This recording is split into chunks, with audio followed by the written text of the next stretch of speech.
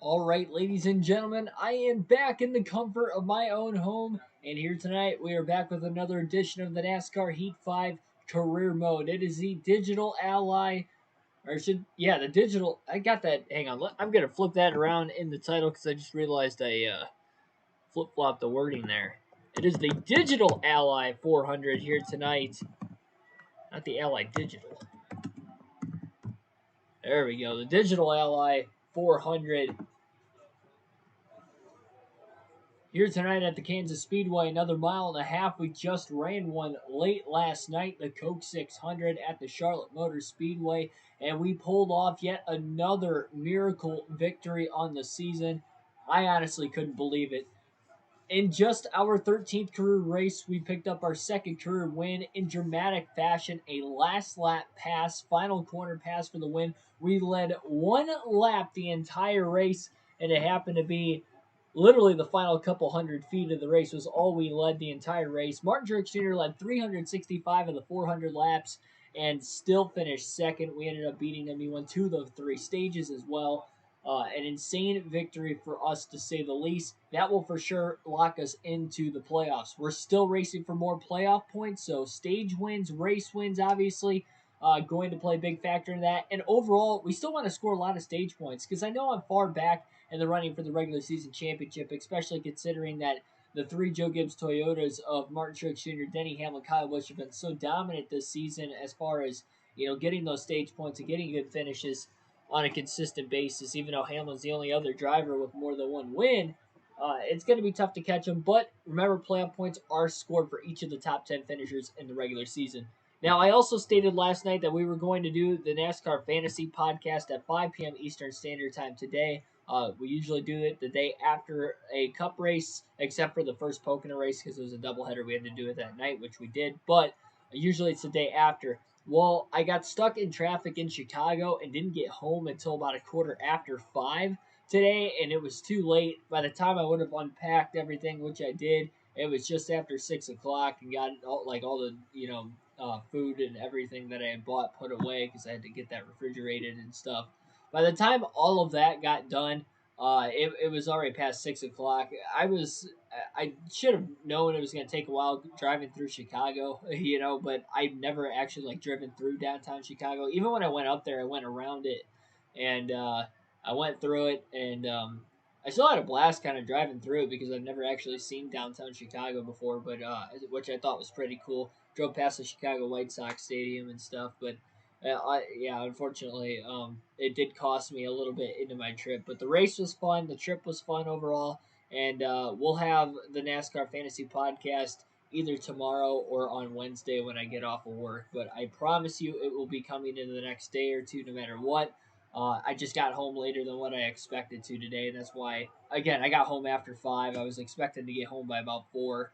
And that would have given me an hour to set everything up. And, I figured that would have been plenty of time. But I got home an hour later. So that's unfortunate. I'm very sorry for that. But we're back. We are still streaming tonight. Uh, Again, NASCAR Heat 5 career mode. We'll see if we can go back to back in the digital LI 400 here at Kansas. We have the same chassis. We kind of beat it up in the final stage last night getting that win, but we'll see. We'll see. Patrick Shadley, DB Forever 85, Zach Hove, Cody Hicks, Vivo, Carson Boy, Kyle Larson fan. Welcome to the stream and welcome everybody else. Qualified 35th, we got a couple drivers going to the rear of the field for the start of the race today. Brad Keselowski will be on the pole for today's race as well. Austin Dillon and Justin Haley will be the two drivers dropping to the back. And we'll see what Schneider can do. 400 miles, 267 laps under the lights at the Kansas Speedway.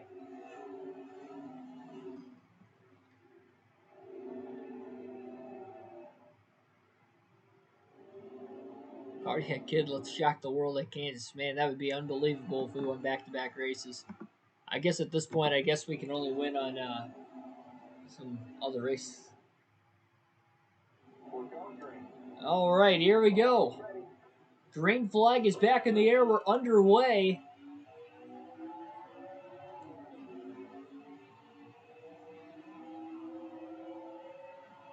The Digital Ally 400 at Kansas will begin. The second half of the regular season will begin right now. Brad Keselowski leads the field into turns 1 and 2 with Kyle Busch right on his back bumper. Busch looks low off of turn 2 down the back straightaway as well. Cindy Duncan, welcome to the stream. Little sperm maid, welcome to the stream. I'm just going to say the little from here on. I don't know how many more different variations of profane names I'm going to be able to say without it looking bad on my end. I'll call you a little for short. Welcome to the stream.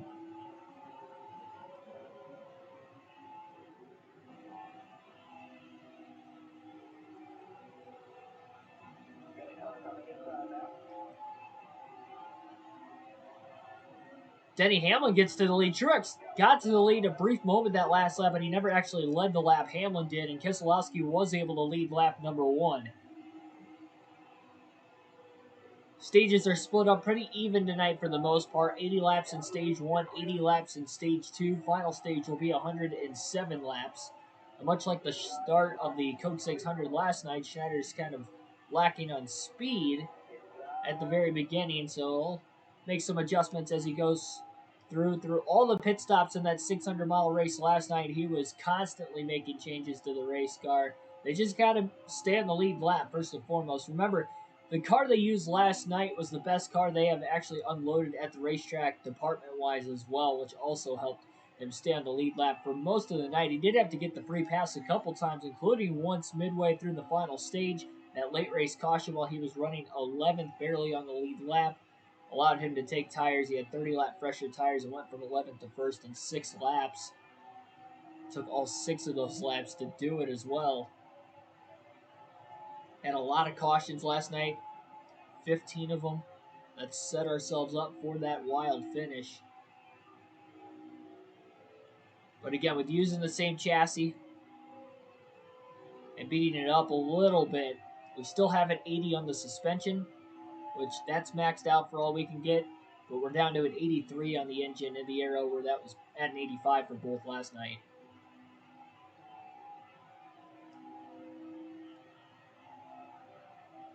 You got a spreadsheet. Jeez. I feel like you actually do put a lot of time, effort, and dedication into that. And that kind of scares me a little bit.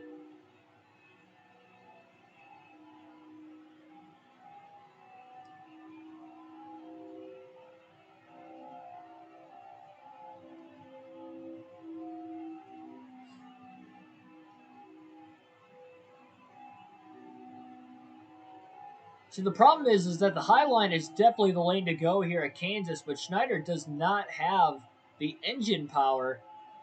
He might even be giving up a little extra ground by running the outside because he's going full throttle.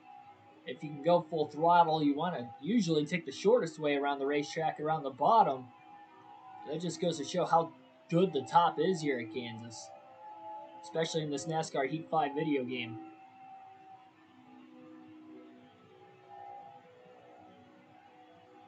2.5 seconds behind the next closest car on the racetrack, which would be Joey Gase right now as well. But he's going to try to battle and get to the lead lap, right place at the right time. Maybe he gets another late caution to help things out here today.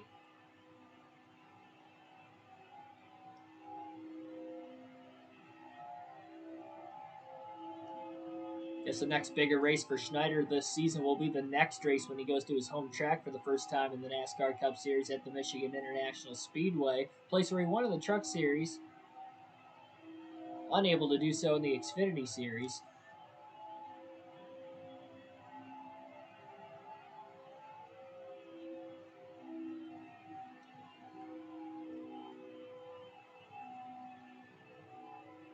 Nine people watching already 6 likes. Thank you for everybody tuning in here on a Monday night.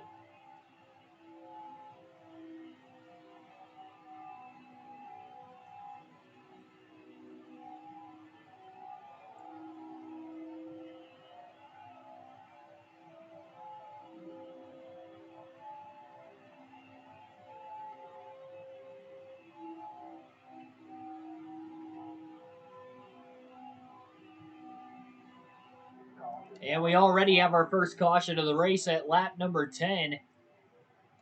Schneider's going to hit pit road. Not going to be able to make it on fuel and tires to the end of stage 1 yet, but might as well top off on fuel. Maybe make some adjustments in the early going here. And they're going to add 2 pounds of air pressure all the way around on this 99 car.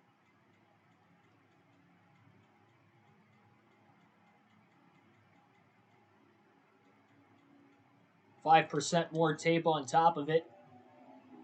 And only the back 5 drivers in the field hit pit road that time. Everybody else stays out to keep their track position. So everybody is still in the race. Green flag back in the air following that first caution.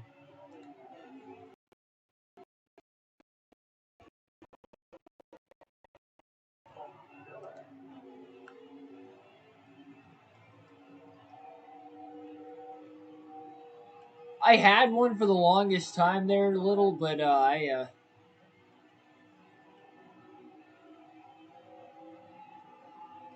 had it take a dump on me a couple weeks, or I should say a few months back, and it doesn't work anymore. So I will get one eventually when the PS5 comes out in the next NASCAR game, but as far as NASCAR Heat 5 goes, I don't plan on getting another one for this game.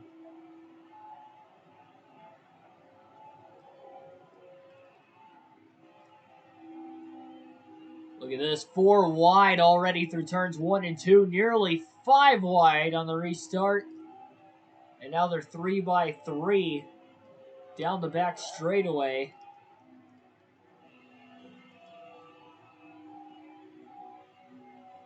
Kenseth goes to the bottom. He's going to take it 4 wide again off of turn 4.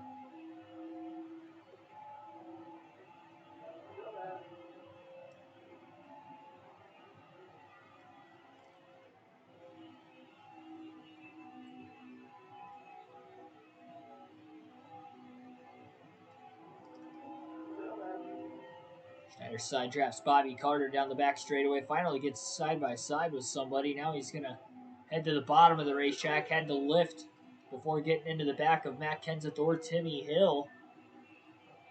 Runs 3 wide off the exit of turn 4. Still down low. Trying to follow Matt Kenseth in the 42.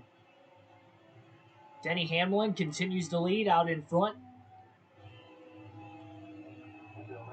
So 11 different winners in the first 11 races of the season, but now in the next 2 races, we finally got repeat winners, and Denny Hamlin once again is leading here. So maybe this is the time of the season where the parity starts to come to an end and the championship threats really start to go out and win more races.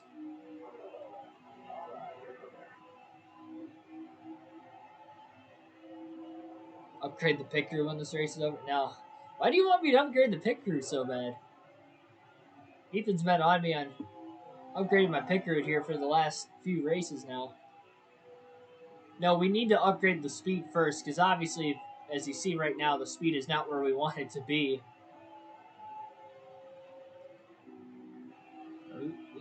9 times out of 10, we have pretty decent long run speed, but we're not going to contend for a championship at all once the playoffs begin, and for running back where we are right now for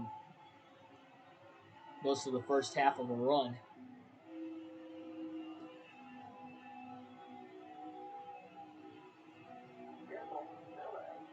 Schneider dives underneath Justin Haley for position now.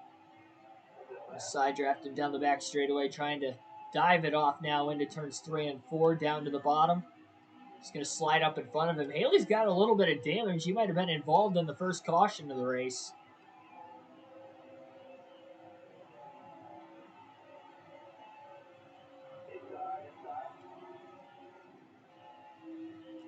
Timmy Hill back underneath the 99. Schneider trying to get a run on the outside now through turns 1 and 2. On Quinn Half in the 00, and Hill gets to the inside. Now they're 3 wide down the back straightaway as they split the Starcom Racing 00 Chevrolet. Downgrade.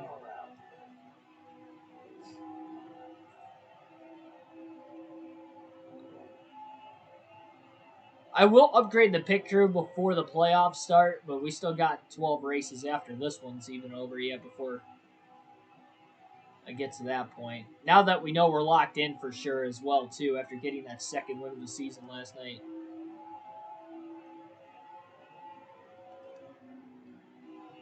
So curious to see if we are going to get more than 16 winners this season. Yeah, or get a road course chassis. I kind of don't want to get one and just hope for the best, honestly, at the rookie season, because we only got 3 road courses. Now, if this is the 2021 schedule, we had a lot more, that'd be completely different. That was a big swing by Schneider through turns 1 and 2, went 3 wide to the bottom, slid all the way to the top. Priest got back around him. LaJoy gets back to his inside, but LaJoy couldn't clear. Timmy Hill stays right on behind these guys. Schneider full throttle through 3 and 4 on the outside and gets back to the 37 of Priest. Clears the 32 of LaJoy. Side drafting going on now through the tri-oval. So glad I don't have to look up at a TV screen like I have the last 2 nights too. It feels great on my neck, let me tell you. I was kind of a pain after the 600 last night, I'm not going to lie. Oh, Priest got a little loose off of turn 2. LaJoy went 3 wide underneath. Now Hill follows Schneider on the outside, and they're 3 wide behind the 99 now. Into turns 3 and 4.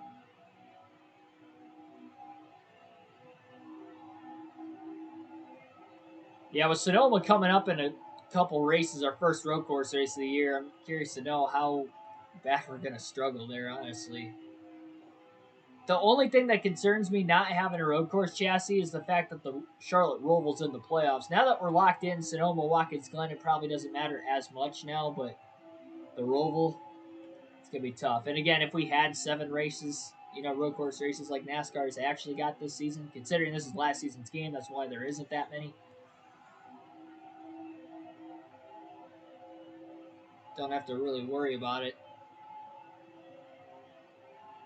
The only reason we even got it for the Xfinity Series was because we had 5 of them, which is even more than 3 also.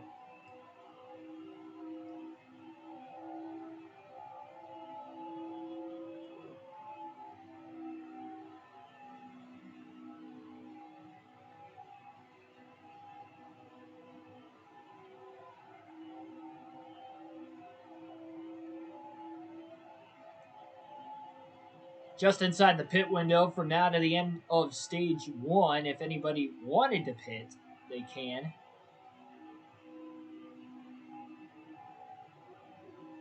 You can see 10-lap fresher tires isn't really making much of a difference here for Schneider, even with the air pressure adjustments they made during that first pit stop of the race.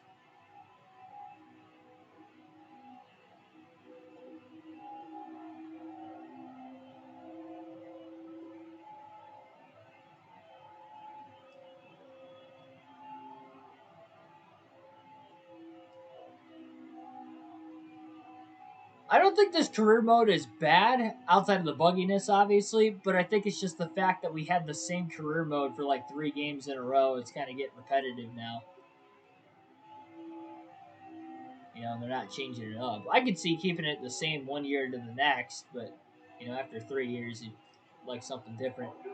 Well, Schneider really side drafted Joey Gase heavily and goes 3 wide up the middle now between Gase and Stenhouse. A little contact with Ricky Stenhouse. The middle of the tri-oval.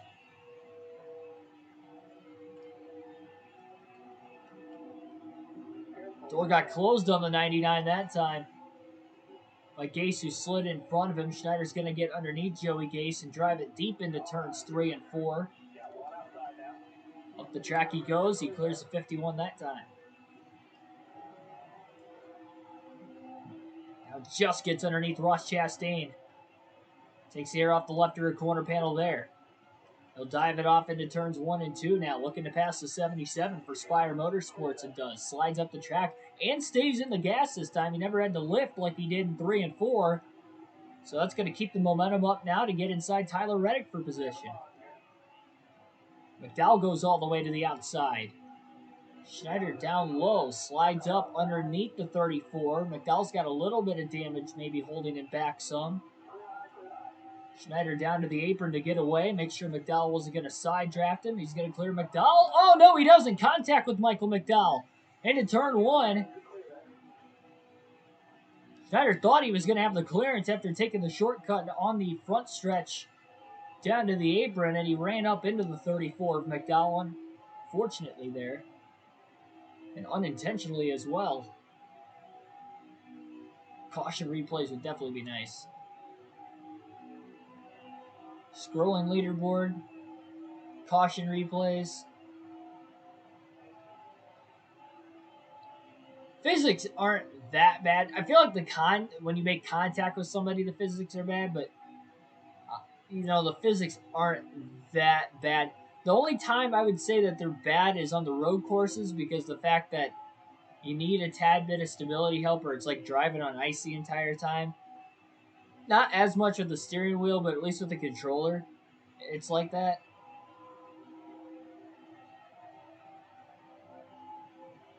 And you can drive slower to where it's not like driving on ice, but if you're going to race on the hardest difficulty, you have to push hard. And know how you can push the car hard by downshifting aggressively and braking aggressively, and this game just won't allow you to do that without stability. But when you add stability, the car automatically gets a little tighter. Then you kind of have to, make the setup handle with the stability so it's not too tight. You shouldn't have to do that. So outside of that, and the fact that there are racetracks where the top line works in real life and it does not work at all in this game. Kansas is an exception. Bristol's an exception. You can make the outer lane work somewhat at New Hampshire too, which is another exception. Not like all the way near the wall, but like, kind of like the middle groove, I guess. You can make it work. Like the drivers do now when they have the PJ1 at New Hampshire. But like in this game, Chicagoland, the outside should be a lot better than what it is. Atlanta, there's a lot of tracks where the outside should work better than what it does in this game. Homestead.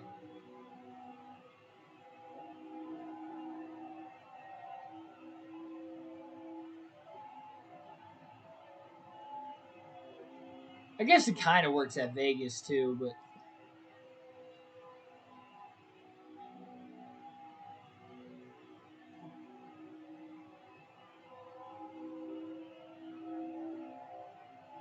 if you have the car, you can get it done at Martinsville, but it's not the easiest there. I think you could diamond the quarters off perfectly there. And that's kind of the same thing with Darlington too, where it's like you can, and I guess you kind of have to do that with New Hampshire. It's not like you're only running the outside through the corner. It's, you're starting high and kind of diving low and then sorting it back up to the track. So I kind of take away what I said about New Hampshire, because that's kind of what you do at New Hampshire, Darlington, and Martinsville. If you want the absolute fastest time, in my opinion, that's how I run the fastest lap, at least, that I can at those 3 racetracks on this NASCAR Heat 5 video game. Scheider's worked his way up to 24th. He does know he's got about 10 laps more of fuel in the race car than everybody else. That's beneficial.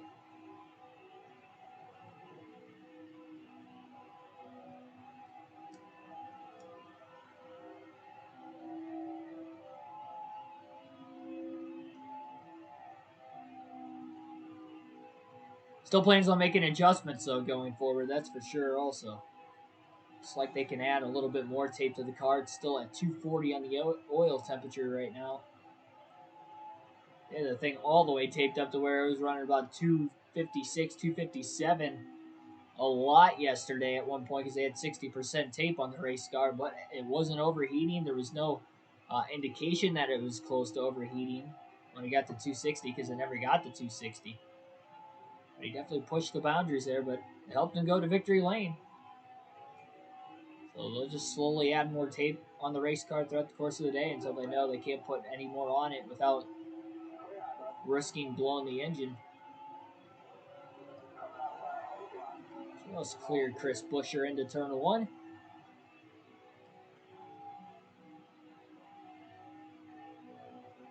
A little over half a track behind race leader Denny Hamlin, but he's still making passes for position on the racetrack, and he's only halfway through the tire run.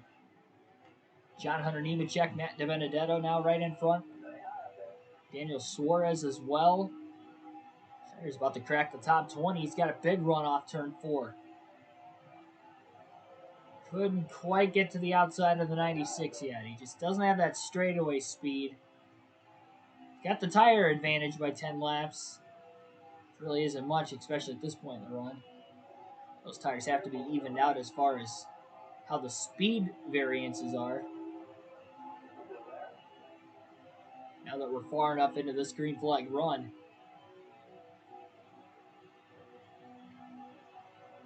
Schneider to 20th, clears Matty D off turn 4 finally. And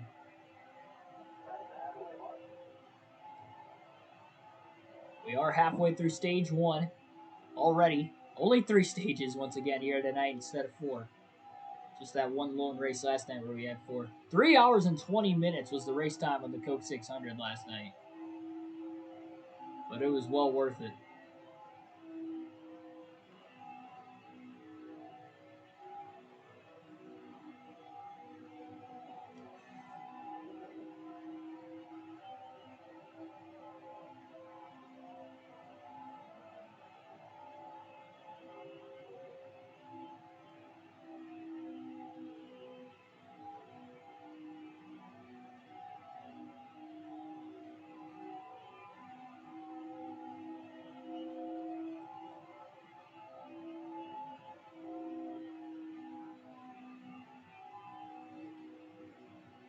So again, if you are just tuning in for the first time, Denny Hamlin has led all but the first lap of the race, which was led by Brad Keselowski.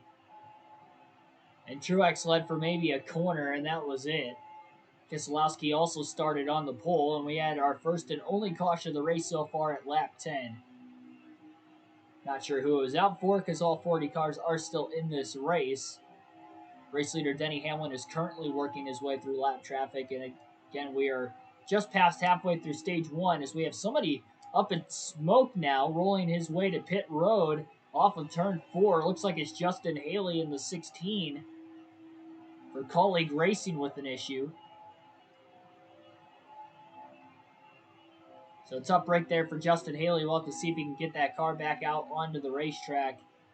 He was already 1 lap down, but hate to see that happen to any team.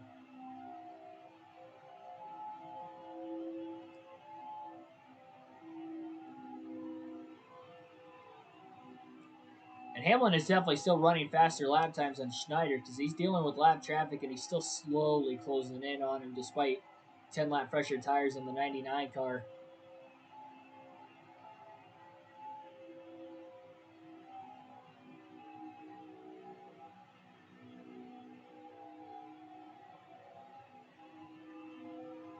But you never know, the same ending to the race that happened last night with a late race caution if you're on the lead lap.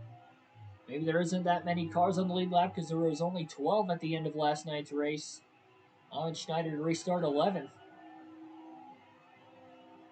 6 laps to go. That could very well happen on any given race, and that is why it is worth sticking around watching to the very end because you never know what's going to happen. And for Schneider's sake, why he has to keep digging every lap just to try and stay on the lead lap. Because he did go a lap down twice last night, but he got the free pass both times. So he never had to risk taking the wave around and being on older tires than the rest of the leaders. He never had that instance at all last night. Either had fresher tires or he had equal tires on him.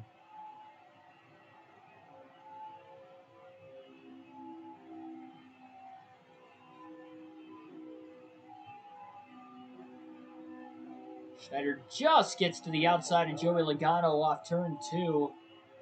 He's going to dive bomb to block Logano into 3. Johnson maybe was chasing Schneider down the racetrack as well. Schneider went all the way down low, had to lift a little bit on corner exit. Jimmy's coming back. Schneider chops the nose off the 48 of Johnson. I thought that was going to be too late of a block and he wasn't going to clear him, but he did anyway. Now he blocks him again. Here comes Logano to the inside into turn 1. 3 cars under a blanket battling for 18th on the racetrack right now. And Logano still underneath the 99 down the back straightaway.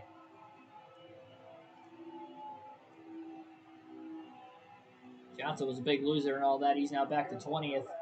Lost 2 spots. Schneider finally clears Logano again off turn 4. Should be able to stay in front of him this time and not allow Logano to get a run and get back to his inside. He's got his eyes set on William Byron, the 17th place race car. He's less than a second behind him as well. 13 people watching, like, share, but most importantly, subscribe for more daily NASCAR content. Extremely close to 900 subscribers on the channel right now. And not only that, on the road to 1,000 as well, as we have been stating over the last couple of months, but also, most importantly, on the road to becoming a NASCAR commentator. That is the reason why I started the channel, why I do full races with a realistic broadcast, to kind of just help build the confidence, build my abilities and how to commentate a race, even if it isn't a real race. This is still practice, of course, for the future. Still very, very young, only 21 years of age. I got a lot of work to do, and YouTube is just the start of it. Whether it is a 3-year journey, a 13-year journey, or a 30-year journey to getting to that top level, getting into the booth for cup races. I'll be damned I won't go down without a fight.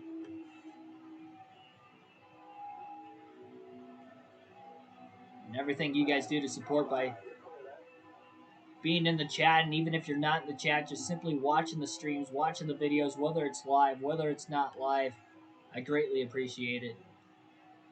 We've got big things to come still this year on the channel. We're awaiting the next NASCAR game. We still got more live race broadcasts as well. The next one is going to be this Friday night for the Camping World Truck Series at Knoxville Raceway on the dirt at Knoxville.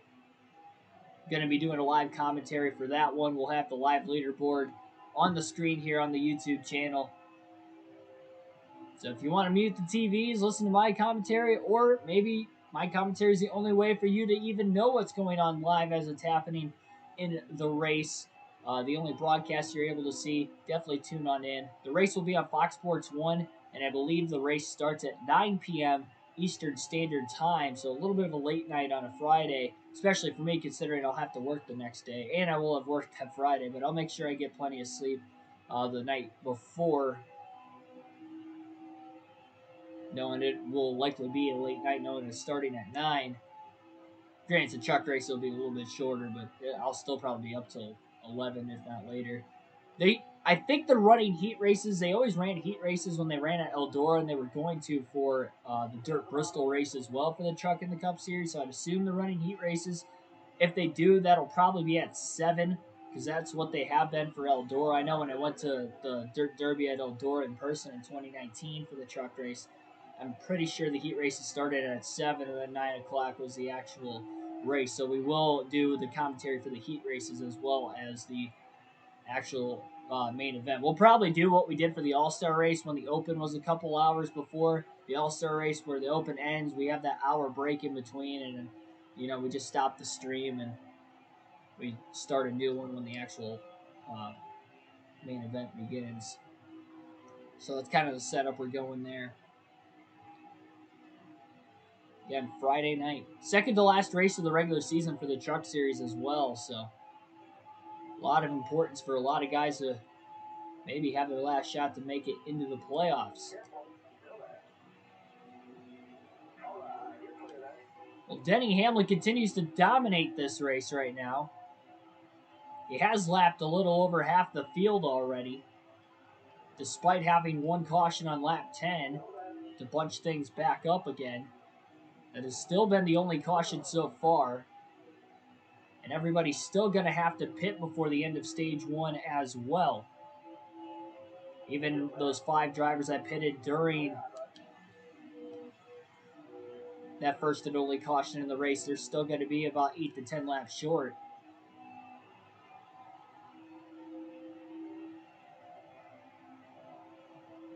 And we have some drivers coming onto pit road right now, it looks like. Kyle Busch hitting pit road. Saw William Byron make his way down, so some of those leaders are starting to come in.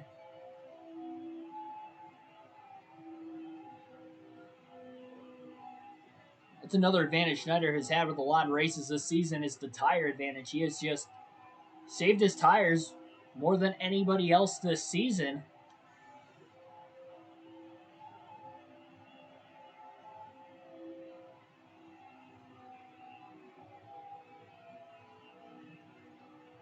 Outside of the Las Vegas race, and that's kind of the way his Xfinity Series career went in each of the first 2 seasons, as he was able to conserve his tires quite well compared to the rest of the field, except for at Las Vegas. Martin Truex Jr. has just taken his first lead of the race officially now. He led his first lap at the line. That last lap as Hamlin led, and this is big for Schneider because this should cycle him to the lead. And he's going to stay out as long as he can, trying to hold as many cars a lap down as possible if a caution does wave. Either Matt Kenseth or Schneider is going to be the leader. Schneider might not be the leader. I think Kenseth's still ahead of him. Kenseth also hit pit road during that caution earlier on.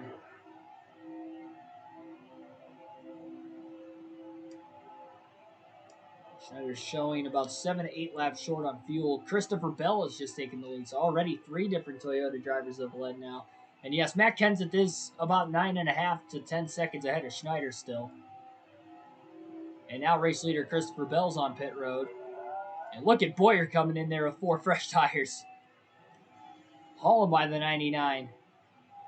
Schneider went full throttle on the outside through 3 and 4 that time. That just goes to show the difference in about 40 to 45 lap fresher tires. Plus an overall faster car likely as well. Schneider could be in position to get stage points if we get a caution. And the good thing with Kenseth being the leader is that he has likely trapped more guys lap down than if Schneider was the leader. So I think Schneider is A-okay with this. If we get a caution, that Kenseth would be the one out in front, because it would trap more guys a lap down than if he were leading. And he's still got about 13.5 seconds to the third place car of Kyle Busch. Busch was the first to hit pit road, and that is what helped him cycle ahead of his teammate Denny Hamlin. So if this does go green to the end of stage 1, we could be looking at Kyle Busch being the stage 1 winner and not Denny Hamlin. Busch still winless on the season. In a season with 11 different winners in the first 13 races. Kenseth hasn't won the season yet either. Schneider is slowly gaining on Kenseth finally, but it's too late in the run for him to actually get to him and pass him before pit stops. He could probably go another 11 laps on fuel. I mean, you're committed now. When you stay out longer than the leaders, you have to remain to stay out because you're just going to lose time anyway. And they're going to have to do something to try and get a faster pit stop. It'll likely be right side tires only because Schneider's got to do whatever he can to stay on the lead lap through all of this. Because if he ends up going a lap down to the end of stage 1, this is going to be a failed experiment. And then he's going to be spending almost the entirety of the second stage trying to get back on the lead lap. We've seen how that's gone for him most of the time this year. Got lucky in the last race. Not only came back to get a good finish, but he won the race.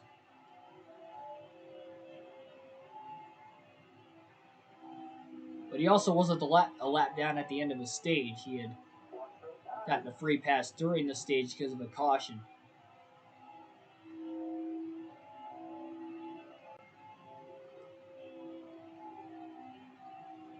He didn't actually have to race his way passing any cars to get to that free pass spot. It was awarded to him because he literally would just go a lap down and then the caution would come out.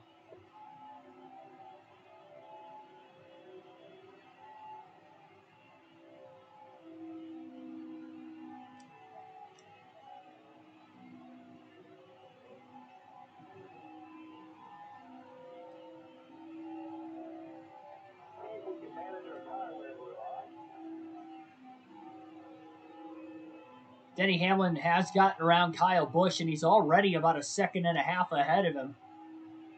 So now it's looking like Denny Hamlin should regain the lead once these top two finally hit pit road for what would be their second time.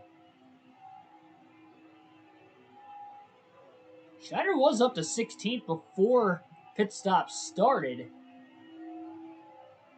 So it wasn't like he was too terribly slow on the long runs. Still going to have work to do to get this thing into the top 10 by the end of the night.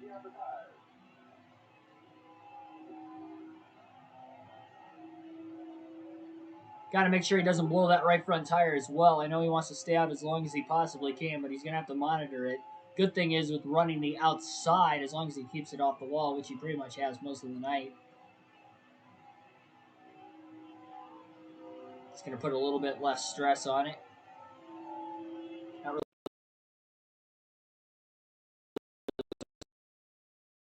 outside still. Austin Dillon underneath him. Schneider couldn't pit even if he wanted to that time. He was committed to staying out anyway, so he didn't really care that Dillon had gotten around him.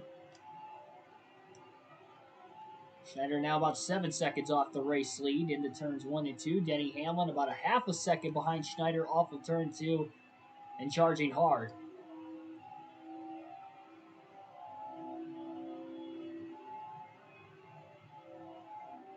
Schneider's going to stay out one more lap. Hamlin chose the outside and kind of gets stuck behind Schneider through the tri-oval.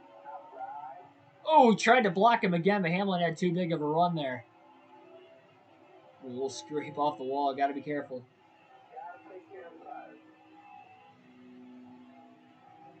Schneider will pit this time by 6.5 seconds off the race lead now for Matt Kenseth.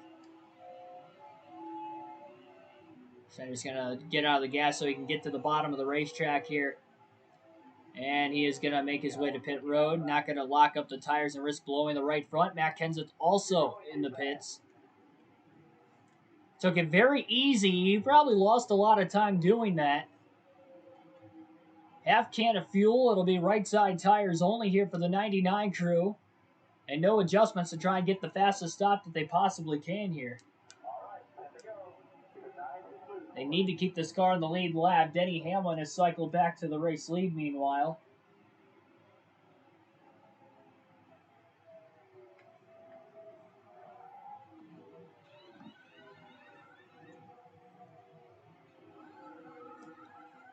Not the fastest pit crew either. A 10.3 second stop, and there goes Kenseth. He's going to beat the 99 off of pit road, and Denny Hamlin's already more than lapped both Kenseth and Schneider.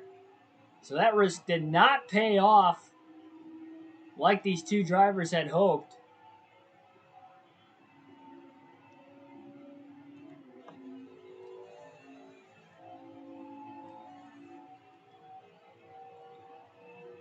Schneider back in the 19th position. Oh, we got more trouble in turns 3 and 4. Another car up in smoke. Looks like Kurt Busch in the 1 for Chip Ganassi Racing.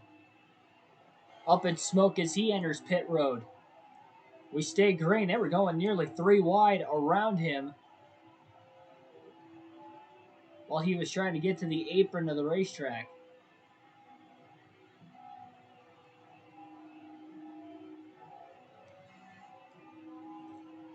R6, welcome to the stream. Yeah, look at that. Nearly 4 wide. I believe those guys are inside the top 10 and battling for stage points as well. Can't believe you beat Truex last night. I mean, that's why you fight to the very end there, R6. I couldn't believe it either. Led 1 lap the entire race. Truex led 365, and we were the one that won the race. It wasn't even a full lap. I mean, we led off of turn 4 coming to the checker. It was the only time we led the entire race. Schneider going to try to battle Matt DiBenedetto as much as he possibly can, but he's only got 2 fresh right sides to Matty D's 4 fresh tires, so it's going to be tough to hold him off.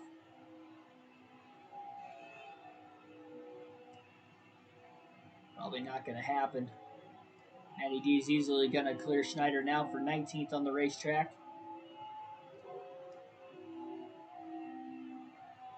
Schneider still holds full throttle, though, even on 2 older tires through 1 and 2. Has a pretty decent run to the back of the 21 as well. Cuts to the apron. He's trying to take the shortcut to get underneath him, and here comes Christopher Bell and Ryan Blaney. Bell up the middle, 3 wide. Blaney almost got squeezed into the wall. Blaney and Bell are both battling right now for 6th place.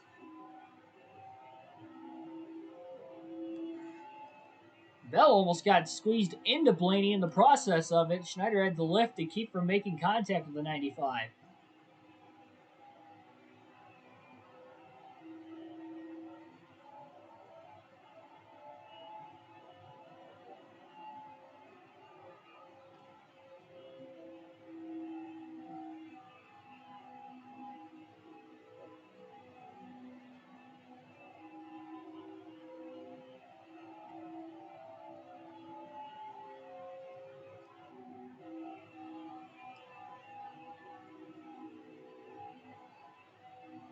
Really see that corner exit is really where Schneider starts to gain back on the 21 of DiBenedetto. But then as they get the run down the straightaway, only having an 83 on the engine power is just not helping him.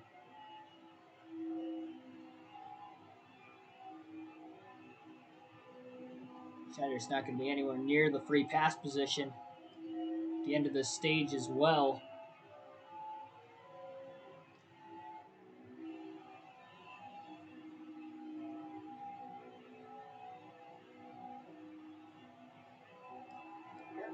He's got to run on DiBenedetto. He's going to get underneath him. Goes up to try and side draft the 21. Still going to battle him for 19th. Goes high while DiBenedetto goes down low. Oh, I never had that one. I had the Tony Stewart Sprint Car Racing. I didn't have the All-American Racing one. I've always thought about going back and playing it again, and I think I deleted it from my PlayStation because after over a year of, wanting to, go back to it, but then just not because realizing, it is kind of a bad game and I don't have much left, to play on it. It was on my final season in career mode, like halfway through it when I stopped, and like if we went back, it would literally only be for a few streams, so it wasn't worth it. I was going to be rusty when I went back anyway, so I probably wasn't going to win the championship. Daniel Suarez coming through. He's also going to battle these guys for 19th. Schneider just blocks DiBenedetto through the tri-oval to get the 20th spot at the line. That was the final lap there. Denny Hamlin wins stage number 1.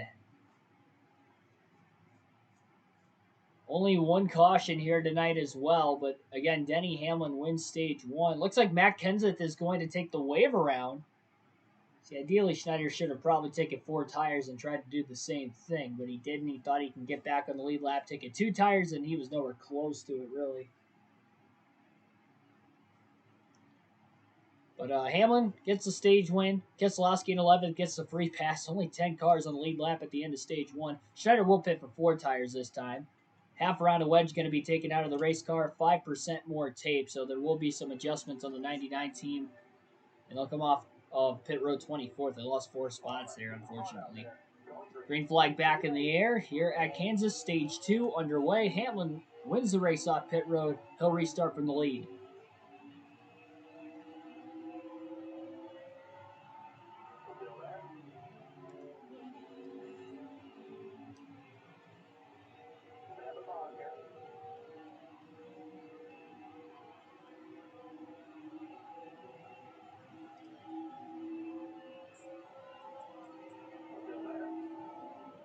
See, in my mind, it's not worth it for the All-American because I think the actual price of when that game came out was only $40.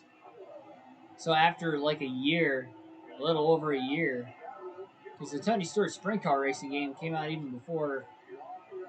I know that game came out like in the middle of winter before COVID last year. So I mean, a year-old game only dropping $10 in value just doesn't And it's not the greatest game either, so I wouldn't recommend it.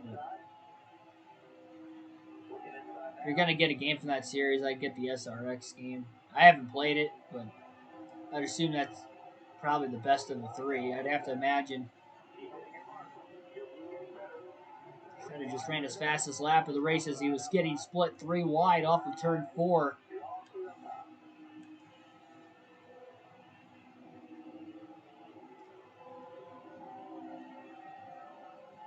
He's going to have to try to find a way to get into that free pass position one way or another. Or maybe take the wave around. He's going to have to do something.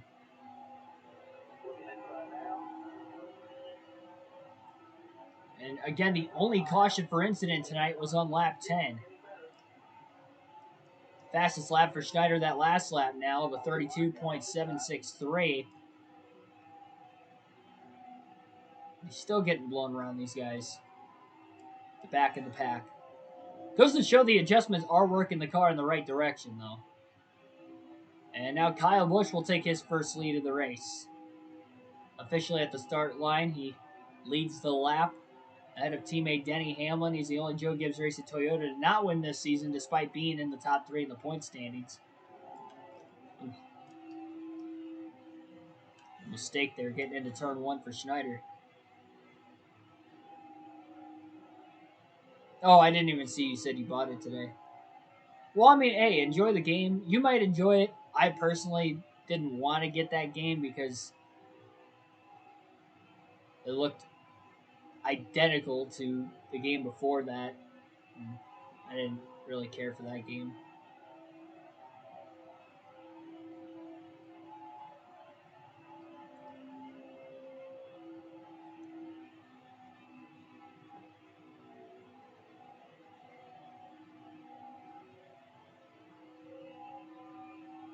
Hamlin and Kyle Busch starting to go back and forth for the race lead now at the front of the field.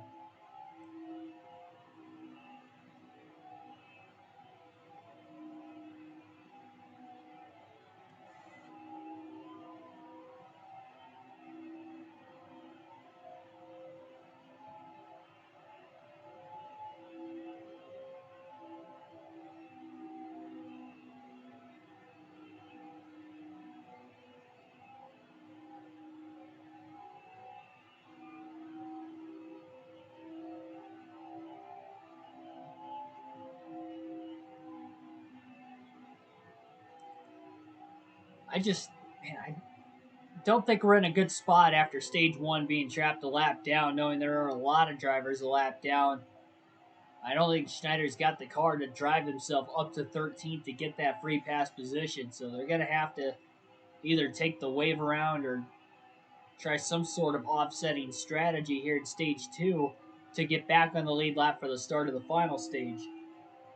And it's going to be tough to do that if we don't get any cautions, because again, the only caution for incident was back on lap 10, which has already been over 80 laps ago.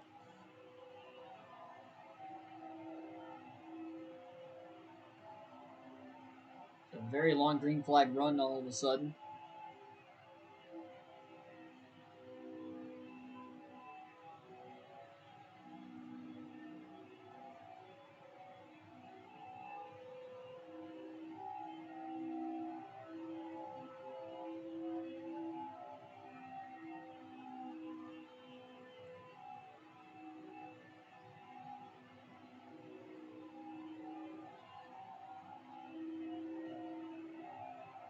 We will alternate through the different camera angles for the first time in this race tonight.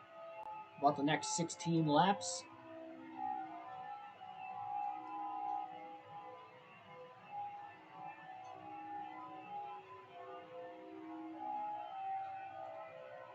That win, though, in the Coke 600 has been not a dominant streak here for Schneider by any means, but 3 top 5s in the last 6 races, 5 top 15s in the last 6 races.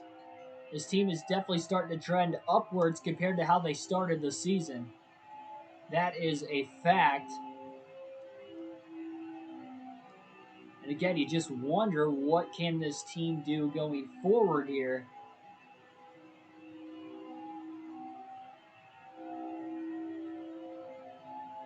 to keep progressing and try to get themselves better for when the playoffs start. Now that they know that they're locked in, and I think they're trending in the right direction. It's going to be a slow trend, but they are slowly trending in the right direction. Again, this is not only a new driver to the Cup Series, but a new team to the Cup Series. It is a rookie driver trying to figure things out these longer races, stiffer competition, different packages than what the Xfinity Series would run, and doing that while owning a race team is a very tough task. And again, getting 2 wins in his first 13 races as a rookie is a good start. Couldn't have asked for a better start considering the races he's won as well, with being the Daytona 500 and the the Coca-Cola 600.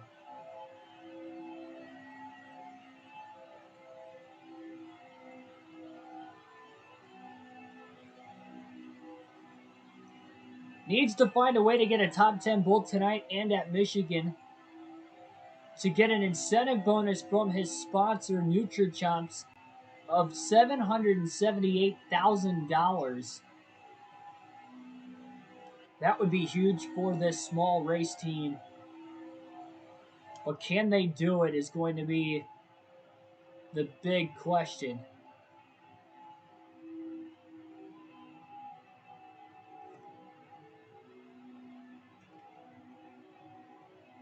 Being a lap down early in this one is not looking the greatest.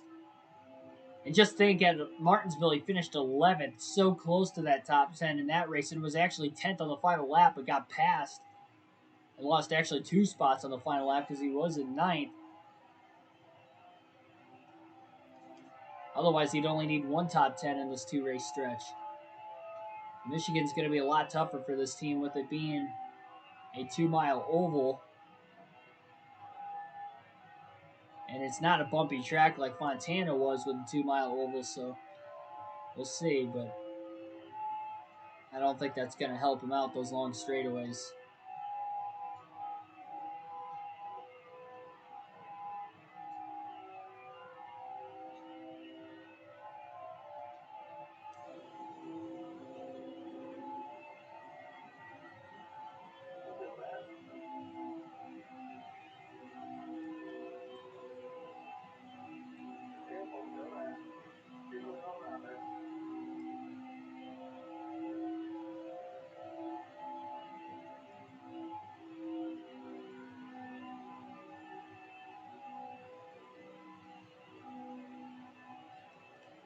Comment down below, how was your guys' 4th of July yesterday? How were the fireworks, if you went to watch any fireworks be shot off? Let me know how your experience was. Caution is out for just the second time for incident here tonight. Some split strategy as there's somebody smoking off of turn 2, it looks like, towards the back of the pack right now. Free pass goes to Austin Dillon in 13th. Not all the lead lap cars are pitting, so nobody can take the wave around here, so that will lead for Schneider to hit pit road.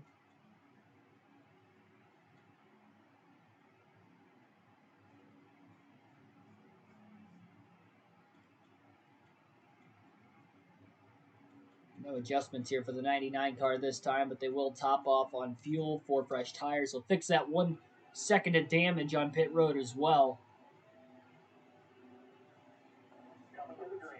I heard some fireworks last night in Milwaukee, but I didn't actually get to see them, unfortunately. But that's all right, though. Spent my day at the racetrack at Road America yesterday. Had a blast. Got to go to Victory Lane for the first time ever, so that was pretty cool. For a NASCAR race. Let's see Chase Elliott pull in. Infield being opened up for anybody. Didn't have to have any media access or anything, so it's where most of the tent vendors and merchandise trucks and stuff were in the infield, as they typically are at road courses.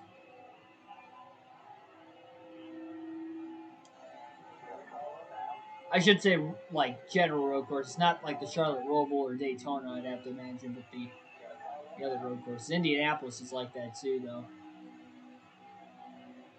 from experience. Not sure when we're gonna do online racing again, but I would imagine it'd be well before I go to Indy. Considering that's about 5 or 6 weeks away. I think this week I just really got to focus on getting my sleep back that I might be lacking from being on the road 3 weeks in a row on top of working during the week still. I mean, that's the thing. It's like, yeah, I vacation. So I wouldn't even call it vacation because it's all unpaid. You know, when I go on these trips, but I'm still working during the week to get my hours in. So, you know, I'm busting it. 3 weekends in a row, Nashville, Pocono, Road America. Now I got about 5 weeks off before I go to Indianapolis. So take a little bit of a break. Schneider just ran his fastest lap of the race. 32.734. My fastest lap ever in the Cup Series at Kansas is a 30.882. Really shows you the varying difference in speed there.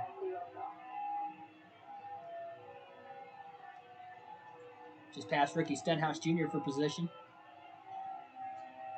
It's going to be able to get around these guys on older tires, but all the lap cars, there were 4 of them total if you count Schneider, so 3 others that hit pit road.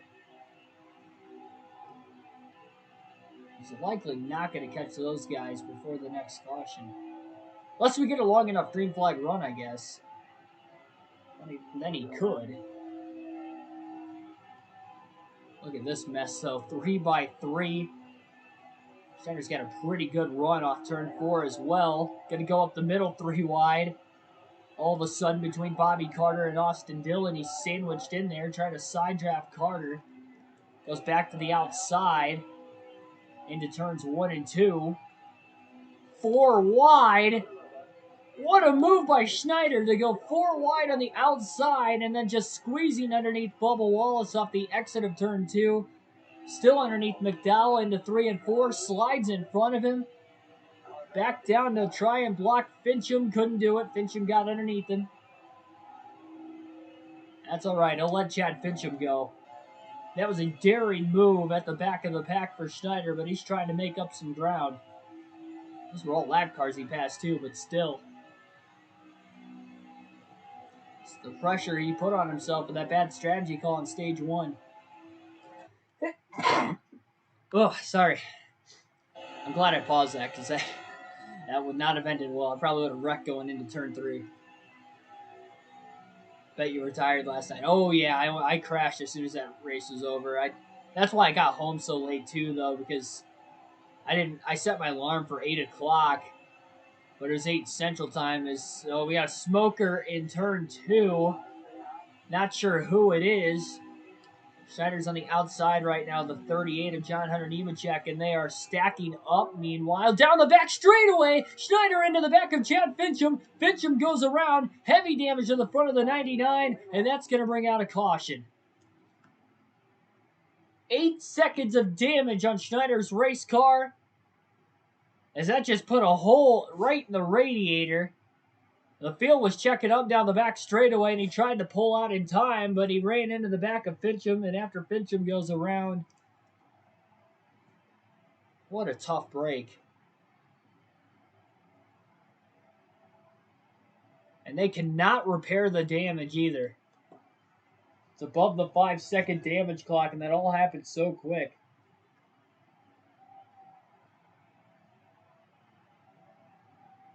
Fourth of July, food was good. It's too many Big Bang fireworks. Yeah, hopefully it didn't keep any of you guys up. Well, if you guys were watching the stream last night, you would have been up late anyway. But if you were trying to sleep, maybe if you did have work today, sure that could be unfortunate with it being on a Sunday night. Green flag back in the air.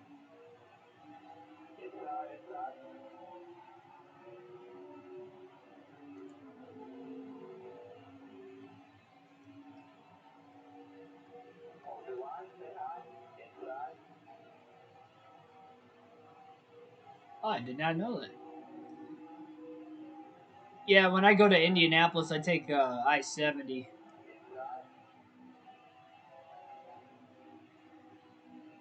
From Dayton to It's a straight shot from Dayton to Indianapolis. That highway also runs through Columbus. Schneider got really loose off the exit of the corner there. You can see the damage on the right front. And there's the damage on the upper left-hand corner of the screen that you're seeing now as well. You can physically see it, and you can see what damage it has done to this 99 car all of a sudden.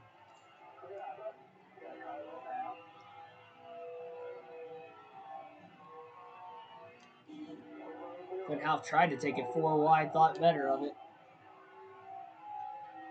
So you had Timmy Hill underneath him, and Hill was about to ready to follow Half on in there. I love going into big cities. Like, yeah, it kind of stunk with the traffic stop and go. That's just a product of heavy, densely populated areas. That's why when you're leaving a sporting event, you got like 20,000 people leaving the stadium at the same time, or like in NASCAR's case, especially when you like at Road America yesterday, it was pretty jam packed getting out of there. We had over 100,000 people trying to leave at once. It's going to be pretty bad. I did wait out most of it, so it wasn't as bad for me because I was in victory lane after the race. I didn't actually attempt to even leave the racetrack till like an hour after the race. I just like seeing like a city skyline. I don't know, it just looks cool to me, especially when it's a new city. Like again, I went to Chicagoland in 2019, but it's like 50 minutes, south of Chicago, so you're not actually in Chicago. And then when I went up to Road America on Saturday afternoon, I went around Chicago because Google redirected me because the traffic was that bad.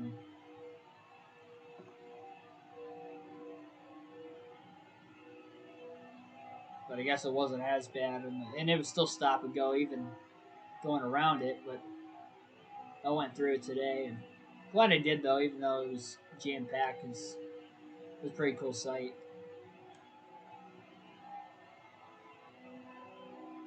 NASCAR is obviously my number one sport, but I do like seeing other sports stadiums in the nearby cities. So it was pretty cool getting to see the White Sox Stadium today, and also seeing the Milwaukee Brewers Stadium on the way to the racetrack. Because I stayed in Milwaukee and I didn't go past the stadium on the way to my hotel on Saturday, but on the way to the racetrack I did, and obviously coming back from the racetrack I also did. So that was pretty cool.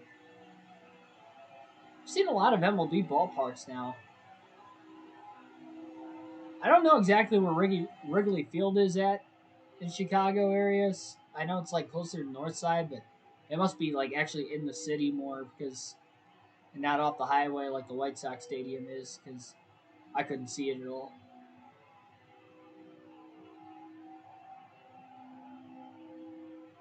I get that. I mean, where I live in a really small town. I mean, our population's only like 2,000. I think my graduating class only had like 70 or 75. I think it was 70 kids. My sister's graduating class this year was only 50 kids. Like their class is even smaller than mine. My class is small. Theirs is way smaller than mine. But it's a really small town, so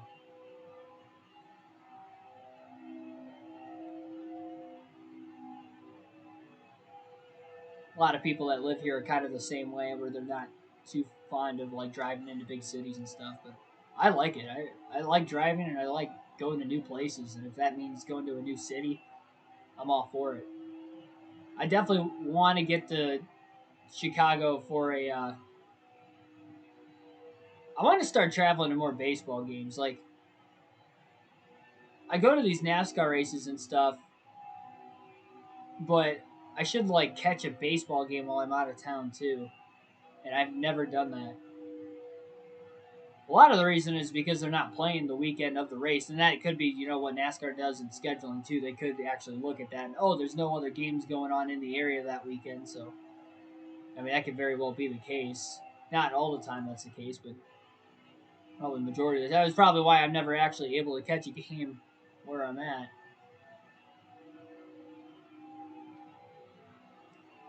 Kyle Busch leads. Saw Ryan Newman leading for a little bit before that last caution. Had 3 of them in the race total now.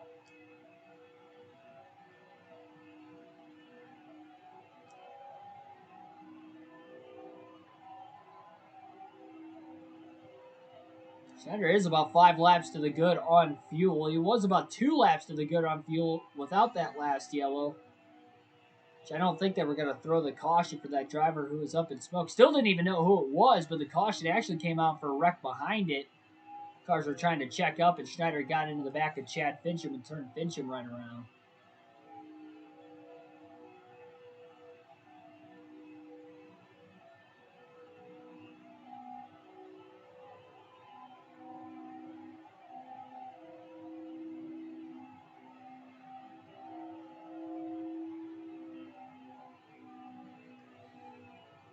I like traveling to these NASCAR races too, though, because I always like playing the license plate game. I have an app on my phone now too, where I see a license plate and I tap on it and I try to get all 50 of them. And I got up to, I think I got 42 this weekend. I've never gotten them all. It's so difficult because it's like if you go to the Northeast, you don't see a lot of license plates from the West Coast.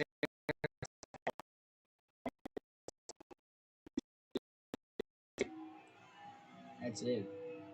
Well, that damage is really hurting Schneider because he is about to lose another lap here very shortly to Kyle Busch. This is as slow as he has ran all race long, and it's really a bummer because it's going to have to be this way the rest of the night, unfortunately, with the 8 seconds of damage getting into Fincham. At least he didn't DNF because he is running 23rd. But if he starts to lose more laps, it could definitely get worse.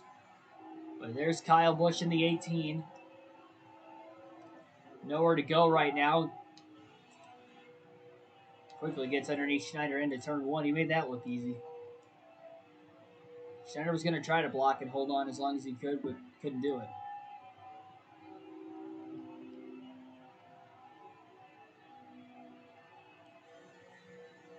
So we saw Denny Hamlin win stage 1. Now the top 3 is being occupied by different drivers we have not seen up towards the front today, 2 of which who have not won yet this season. Kyle Busch in the lead, Ryan Blaney third has not won. Harvick's up to second.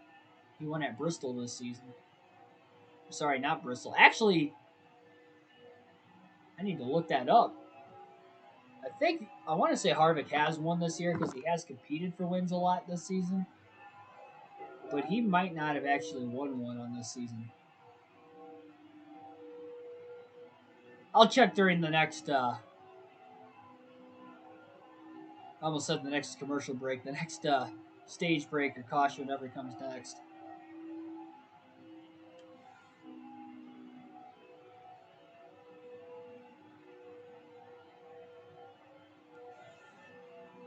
I wish when you actually put tape on the grill that it would actually have tape on the grill, but it doesn't. You would think that something like that would actually look like it has been adjusted.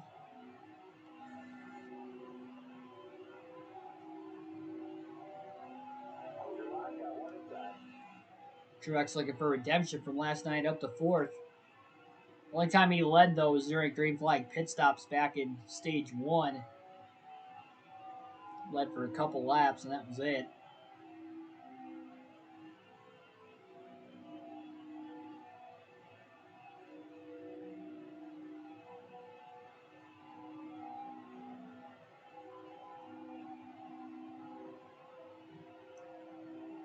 Kind of stinks that happened in the first half of the race, too, because now this entire second half of the race, we're basically just riding it out. Hoping we might get a couple more DNFs ahead of us. And again, still trying to get the best finish we can, but we are not going to have the race car the rest of this race to compete for a top 10, which is going to take us out of our chance to get our incentive bonus, unfortunately. I mean, we're going to fight and we're still going to try to get it, but I doubt we're going to actually be able to pull it off. Guess you never know, though. I don't know what that was all about.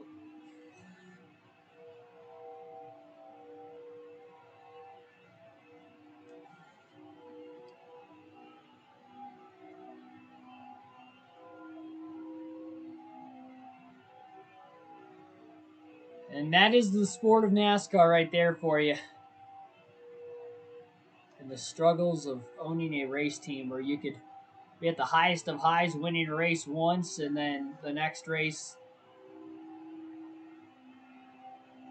you suffer from an accident or get heavy damage in some way that isn't even your fault because it was something that happened ahead of you and you really had nowhere to go. And there's a checkup, and just like that, Schneider got into the back of Chad Fincham and put a hole right in the radiator, right in the right front, too.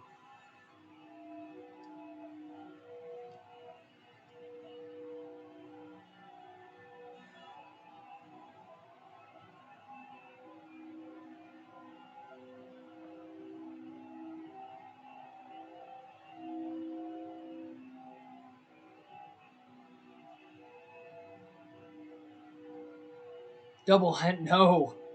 Are you crazy? No, I can't do a doubleheader tonight. I'm not doing 2 cup races in a row. I just drove 6.5 hours home for you guys just to get this stream on here tonight. Like, I just got home like an hour before starting the stream. I am not in any way, shape, or form. Like, I'm tired now. I gotta work tomorrow still, too. We didn't DNF in the first half of the race. We just had some heavy damage. We're still running the race. Yeah, the only way we're going to run double headers going forward is if we DNF in the first half of the race.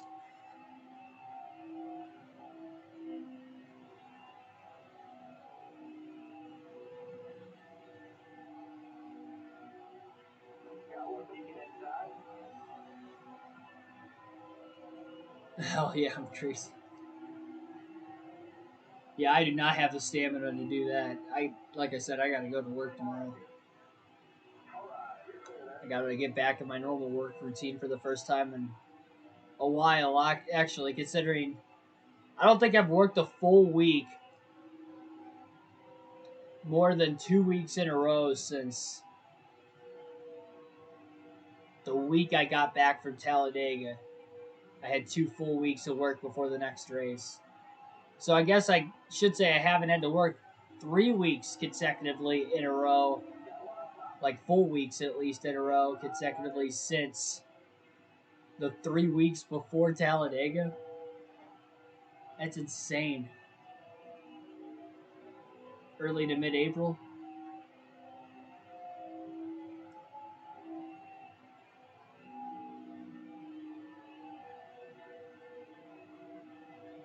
Yeah, I wouldn't even be able to do 2 cup races in a row anyway. The only time we ever did double headers is if we, DNF'd in a cup race, obviously. But,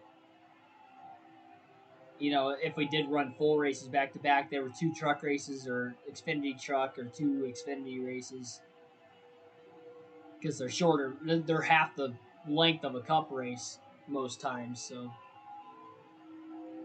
Or at least 2/3 of it. Get these 400, 500, or in last night's case, 600-mile races in. It's a lot tougher to. But you just can't do back to back.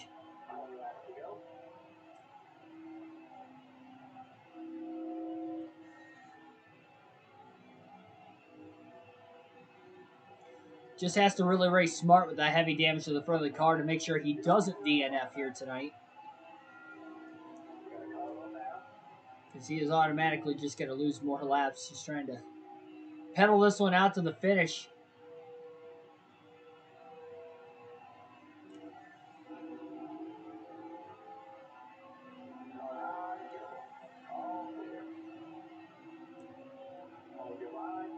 A little contact with Newman.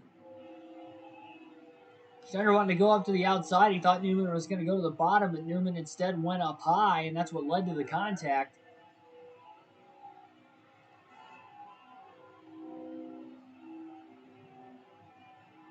Yeah, only 10 away from 900. I'm pumped. I am pumped. I think we can get there this week with the Knoxville truck race on Friday night. I feel like we can get a lot of people in on that. You know what? The Marty Reed compilations, I almost did. I think it was Saturday night. I got back, and I was going to But then I was like, well, you know what? I could actually get a live stream in tonight still. Doing a half race at Martinsville instead of the full race. So we have 4 half races on the season. Why not? I wasn't planning on making Martinsville one of them, but I figured, oh, I got to do it. Why not? And that is the only reason I did not watch it, because I was about ready to watch it and just basically be on my phone for a couple hours before going to bed. But I was like, you know what? I can get a stream in. I ended up streaming instead. I'm not going to a race anytime soon, so I'm sure I'll watch that probably this coming weekend.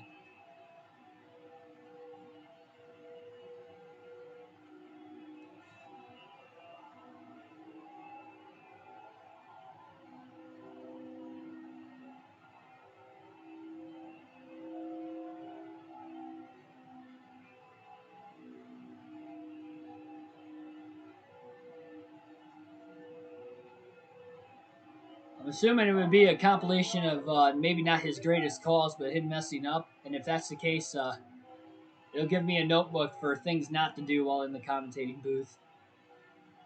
Ooh, Denny Hamlin pitting, and these are the drivers that did not pit under either of the 2 cautions during this stage that have to pit to the end, and they could be in danger of going a lap down. If not more than 1 lap down, they could go 2 laps down. That could be possible positions up for grabs here to the end of the stage for Schneider. Watch it after this race is over. After this race is over, I'm going to eat dinner and go to bed. So I've not eaten since I got back. I was snacking like in my car. I usually don't eat in my car, but when I take these long road trips, obviously I do to keep from having to stop.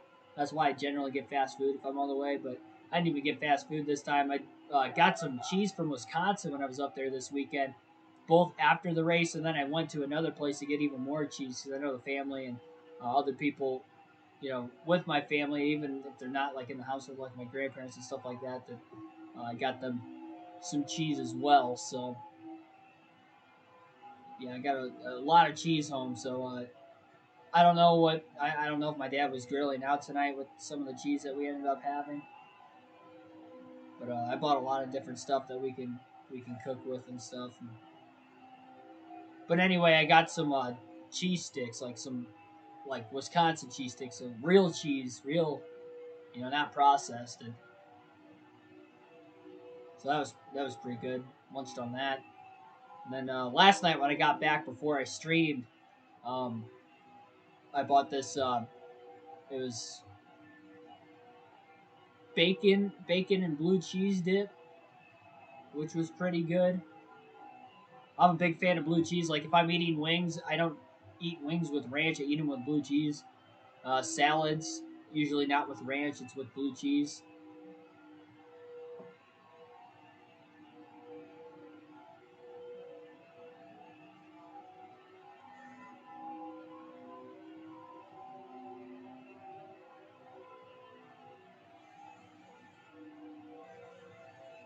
Well, Kyle Busch is coming. He's only got a few lap cars in between him and Schneider, and a lot of them are on fresher tires because they just pit.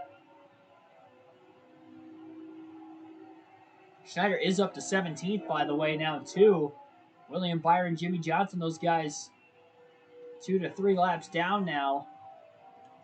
Busch is caught behind Bobby Carter right now off turn 2. That's costing him a ton of time. He's going to get to Schneider before the end of the stage. Well, maybe not anymore. Caution's out.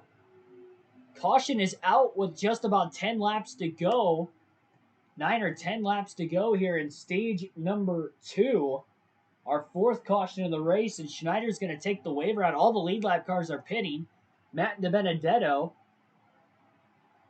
is going to get the free pass in 11th, so Schneider's going to be the only driver 1 lap down with taking the wave around because he was 2 laps down, which means he's going to get the free pass at the stage break, and after all the damage and going 2 laps down, he's going to get back on the lead lap. Well, maybe not, because it's like Hamlin, Bowman, and Austin Dillon all took the wave around as well. So I guess they're all racing for the free pass to the end of the stage. And Schneider's got a damaged car, and they have fresher tires. So that's why they stayed out there. Green flag is back in the air. but still top 15 and only one lap down now for the 99. 7 laps to go in stage 2. Kevin Harvick won the race off pit road. He'll lead the field to the green trying to get the stage win. That was a perfectly timing caution there for Schneider. Damaged car, older tires, but he's not going to have to worry about losing another lap to the end of the stage at least.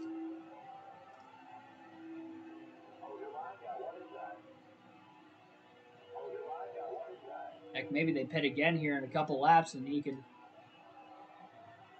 Well, no, he probably won't stay out again because that right front tire's down to 20%, so he'll likely pit under the stage brake for sure. But he'll last to the stage brake at least. That was a perfectly timing caution because he was going to go 3 laps down likely in those final 10 laps before the end of the stage if we would have went green. Instead, he actually gets 1 lap back, which is going to better his running order. He was back in 24th at one point with this damage. Now he's up to 15th. So maybe, and that's why you fight to the very end because you never know. I'm not saying he's going to win this race, but maybe a top 10 could still be there, and you might not throw this incentive bonus out the window yet. That's a huge contract incentive bonus if he finishes top 10 tonight at Kansas and then tomorrow night at Michigan. $778,000. That's huge for this small race team. Go closer to another upgrade.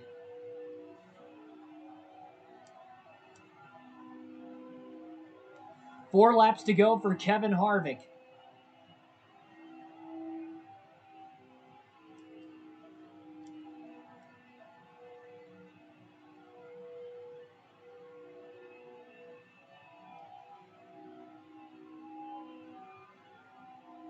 Should make a thoughts video on NASCAR 21. I could.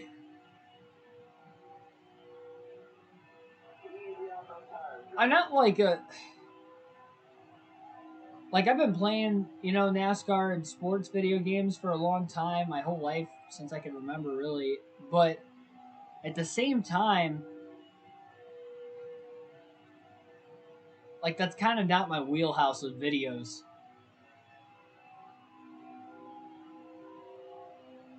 Like, even though we do a lot of NASCAR video game stuff, I think of myself as, like, a NASCAR YouTuber from the commentating side of things, but I don't consider myself a video game YouTuber. And I don't know much on the ins and outs of, like, video games and stuff like that, too, so I don't know, what would be possible to put in a video game and what wouldn't.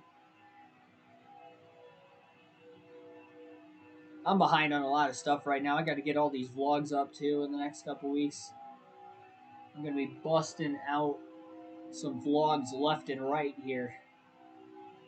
I mean, once Nashville drops, Pocono's probably going to drop right after that, and all those races are going to be individual. It'll be like truck highlights, Xfinity highlights, and then Cup highlights from Saturday, Cup highlights from Sunday, from the grandstands as well as Nashville. The overall vlog itself will be mixed in with one of those highlight videos, and then same thing with Road America for the Cup race as well. So it's going to be a lot of uploads once I figure out the problem with YouTube and why it's not processing my videos. Stage is over. Kevin Harvick has won Stage 2 here tonight at Kansas after Denny Hamlin won Stage 1. And boy, Hamlin, who dominated the first half of this race, his chances of winning are likely shot.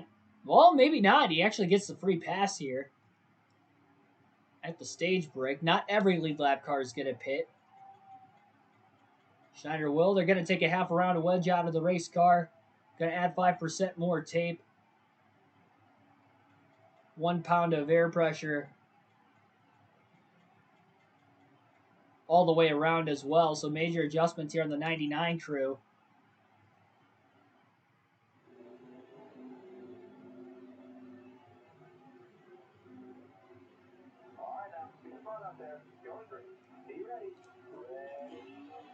Make more videos like that. I mean, that's possible, but if NASCAR is going to notice me for, like, YouTube, I want them to notice me for commentating, because that's what I want. Like, at the end of the day, again, that's the end goal, is to get in the sport as a NASCAR commentator.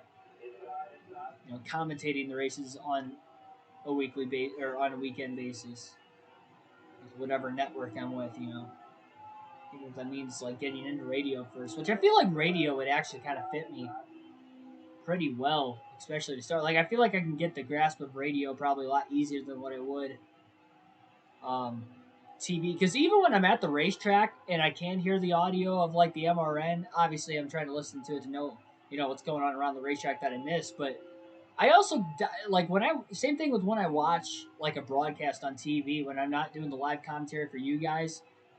I'm dissecting like not the broadcast and the display of everything, like most people are and how they're showing it, but the actual commentating side of things.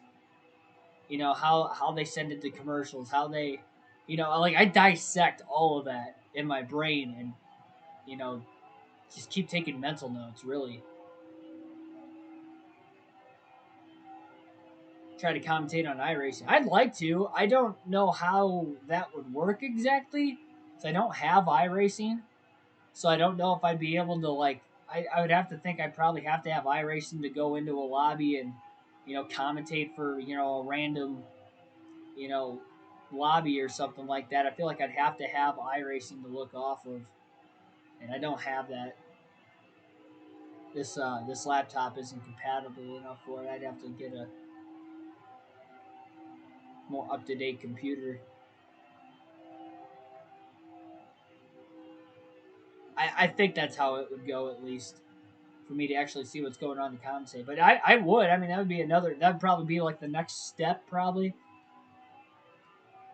That and I definitely need to get a job at a local racetrack, and I would have over these last couple years, but COVID allowed me not to really do that, unfortunately. But next year, everything should be completely back to normal pretty much everywhere, and I could likely more easily get a job at a local racetrack. And I look at honestly Toledo Speedway as being kind of the gateway into like if I can get in there because the ARCA series races there every year, once or twice a year. ARCA always races there.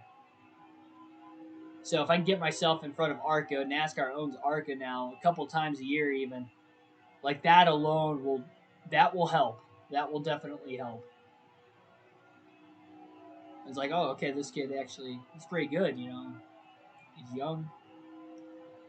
Hey, I could work with that, or I could simply get my name out there.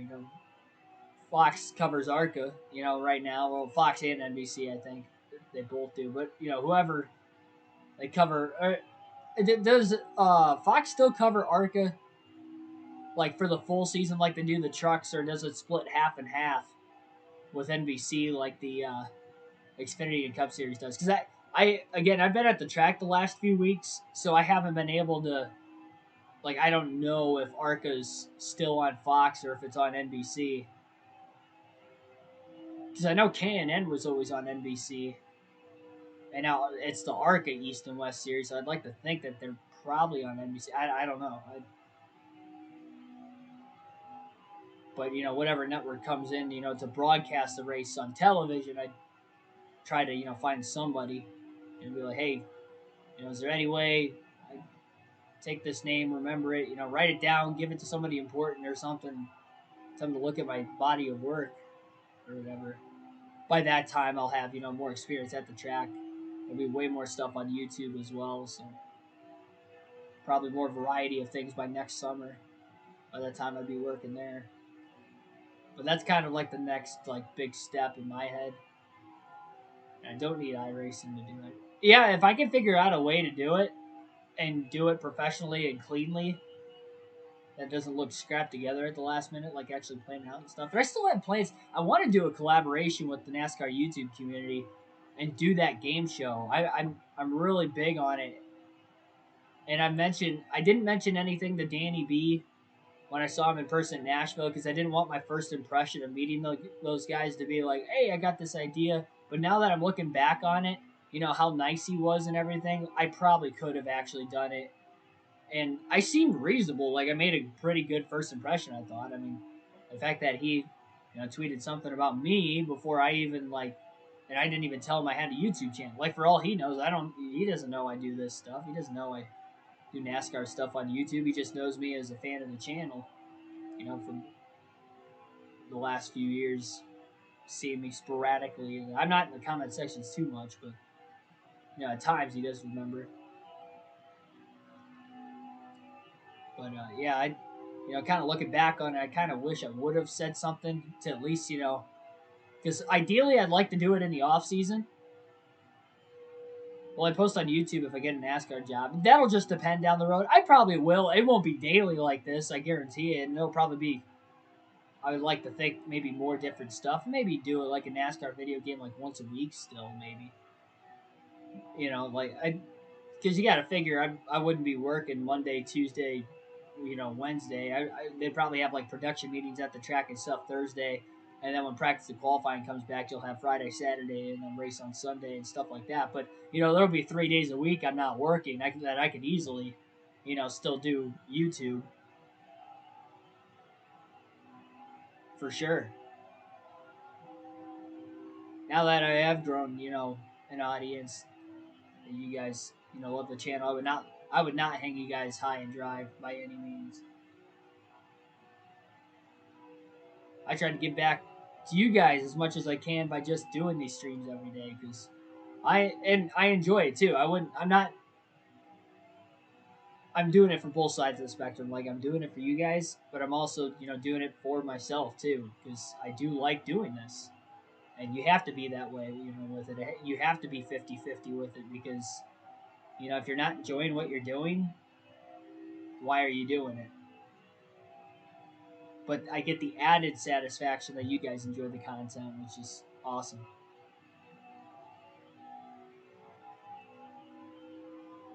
All right, so still in 15th and still 1 lap down now that we're in the final stage. Less than 100 laps to go here tonight at Kansas.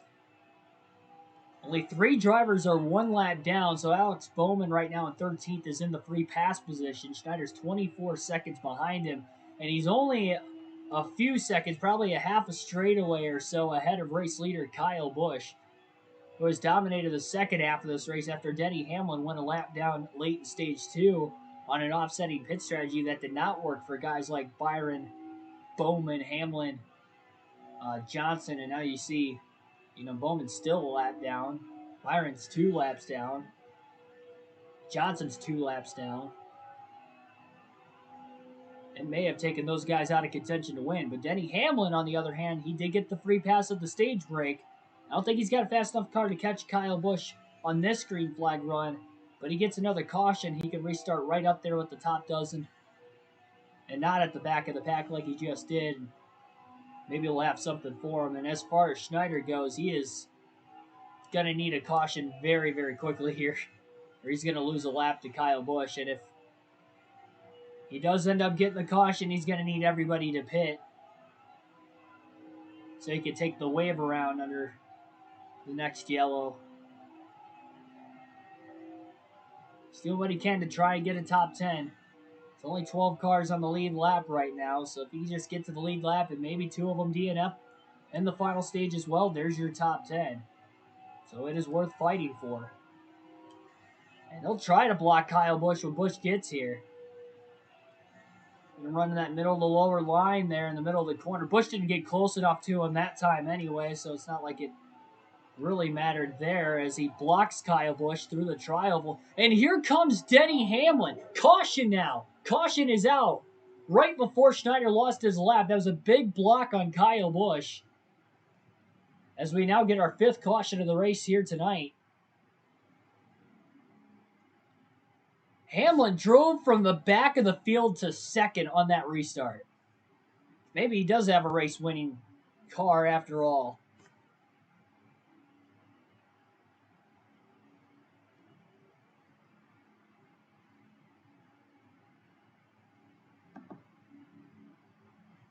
Yeah, it's a slow start for sure. Very slow start. Schneider's going to top off on fuel. He's going to hit pit road. And now he's only racing Austin Dillon to get the free pass.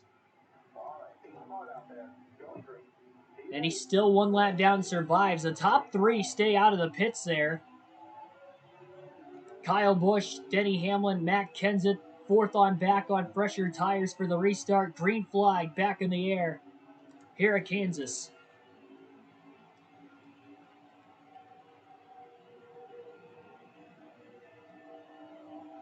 Just got to grind, stay consistent, and obviously make good content. Content that people will want to watch. If you're taking it serious, obviously. And you don't have to take it seriously either. When I first started the channel, I didn't, take it seriously. I wasn't doing it every day like I am now.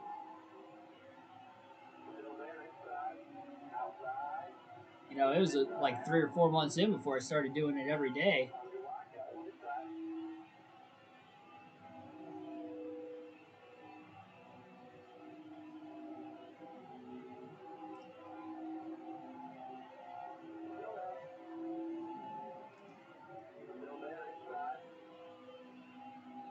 Christopher Bell to the race lead on this restart. Oh, contact 4 wide off of turn 4. No wonder there was contact between Ross Chastain and Keegan Schneider. Johnson and Bowman were down low, and they were 4 wide. Through turns 3 and 4 at the back of the pack.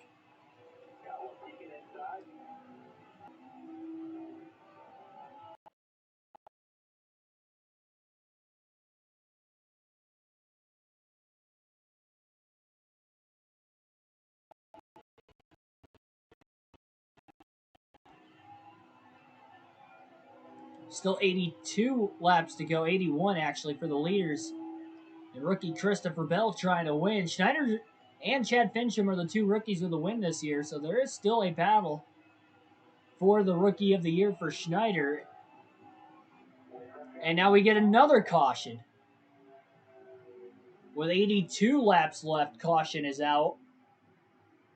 Austin Dillon gets the free pass, and now Schneider's the only driver 1 lap down. Our 6th caution of the race, just about 4 laps after the last caution. Another round of air pressure all the way around here on this 99 car, making this adjustment. Topping off on fuel, 4 fresh tires. Going to take another half a round of wedge out of the race car.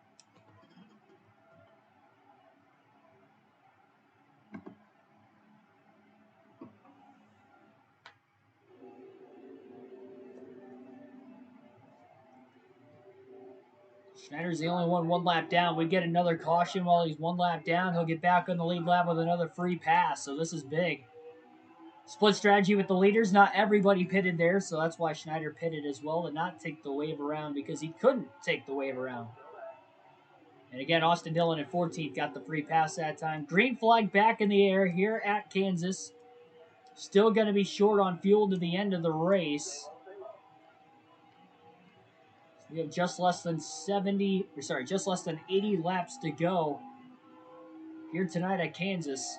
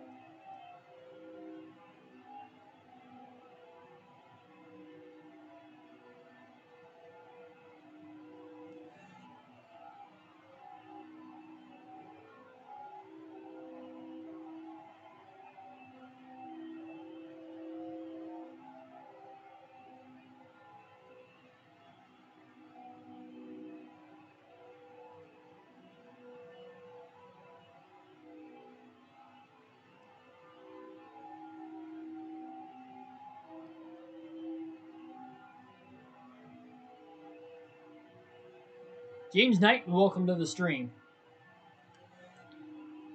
Schneider could keep the streak of top 15s alive by all means here tonight, even if he doesn't get the top 10 to keep the incentive bonus alive.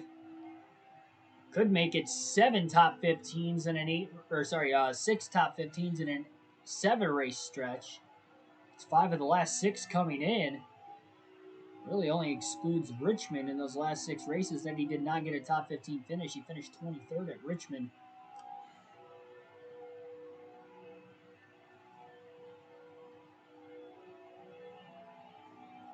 And no stage points tonight, unfortunately, but riding around with this heavy damage since the first half of stage 2, really, when he got into the back of Fincham, when there was a stack up down the back straightaway, somebody blew an engine right in front of a large pack of cars, and when they checked up, Schneider got into the back of Fincham. Fincham wrecked, and that's what caused the 8 seconds of damage, and under our 5-second damage clock, we cannot repair it.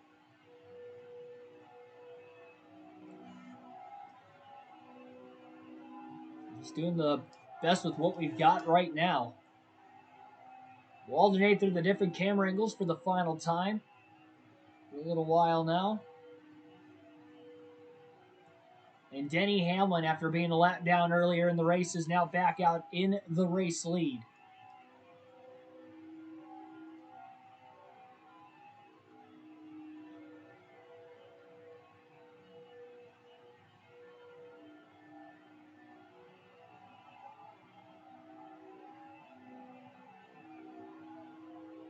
Unfortunately, with all this damage, we're going to bang this car up even more before we go to Michigan, which is going to stink because now we're probably going to have an even slower car, unload speed at least, for Michigan than what we had at Kansas and Charlotte the last 2 races.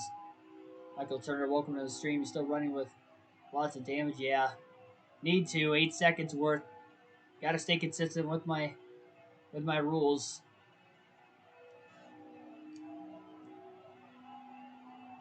More than 5 seconds of damage, cannot repair it.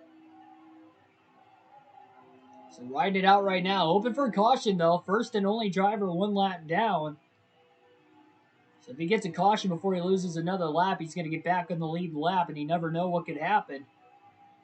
Saw him lead only 1 lap last night in the Coke 600. It was the final lap of the race.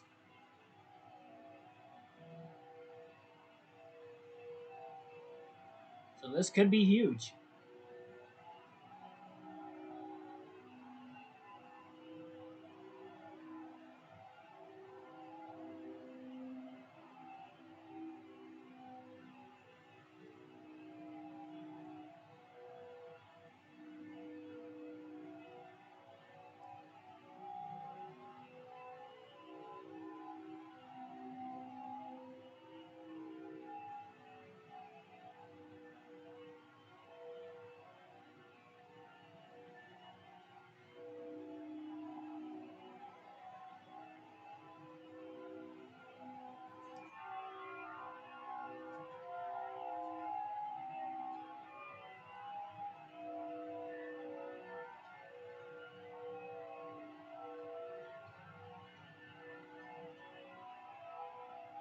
Still 1 pit stop left to the end of the race as well. Schneider's got a lot more fuel in his tank than a lot of other drivers, though. If this did go green for quite a while before we would get another caution, Schneider is committed to staying out for quite some time.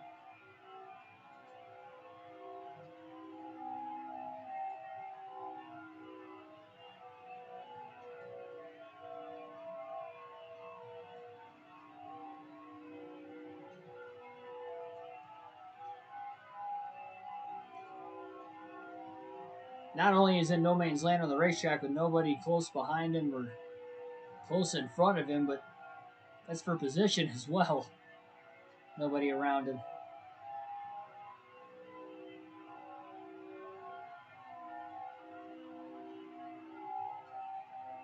But Hamlin, who dominated the first half of the race, hasn't led a lot in the second half, has found himself back out in front with less than 70 laps to go now.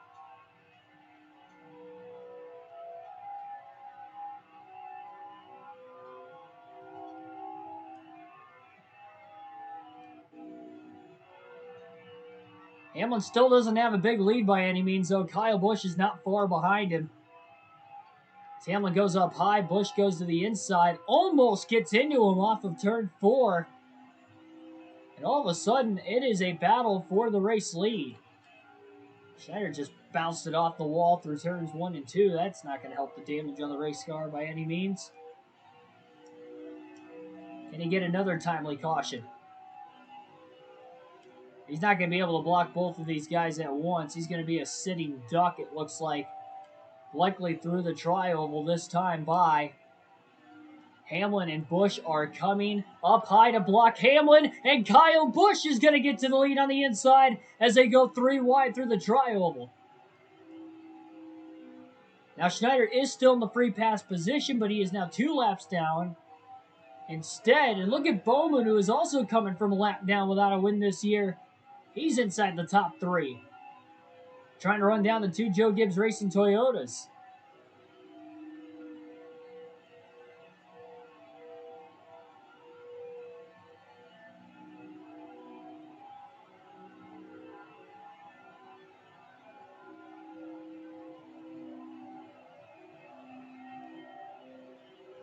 He's still 8.5 seconds ahead of Chase Elliott for the free pass spot. But again, he'd only get 1 lap back instead of 2. So now he's going to need 2 cautions to the end of the race. Or, stay out longer than everybody else. Hope he gets that caution at the right time. Now, maybe while he is 1 lap down instead of 2, he can get a yellow.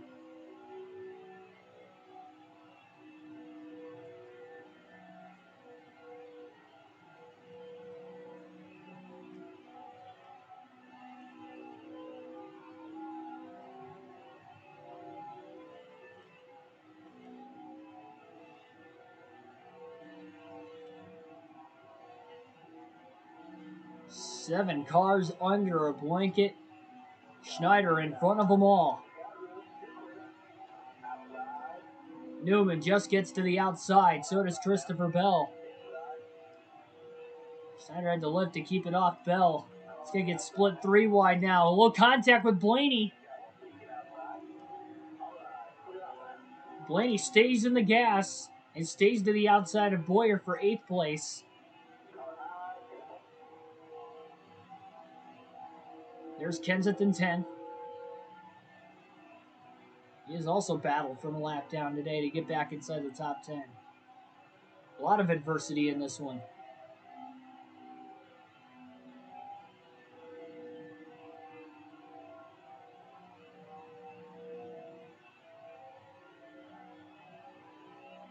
Finished 5th, Daytona 500 2003 career mode on Saturday. There you go. That's a good way to get that career mode off and running.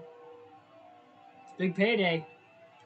We even know from us winning the 500 here, it doesn't matter what NASCAR video game you ran, it's going to pay a lot of money. And on your career mode, it is going to jumpstart your race team, especially if you're owning one.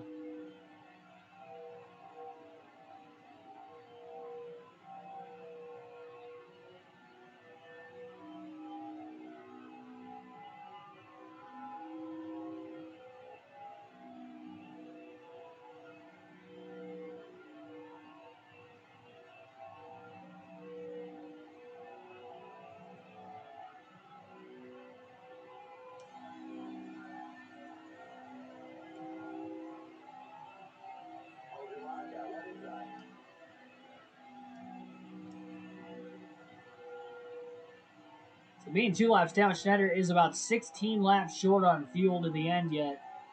And he pitted during that last caution. Not everybody has pitted during the last caution, or even the last 2 cautions. There were some drivers that didn't pit during either of them. And they will have to pit first at some point in time here.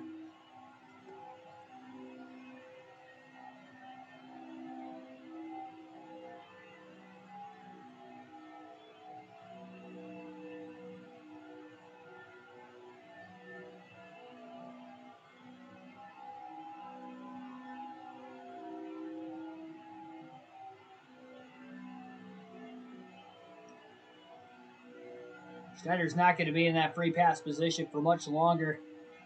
Chase Elliott, Joey Logano just over a second behind the 99 of Schneider.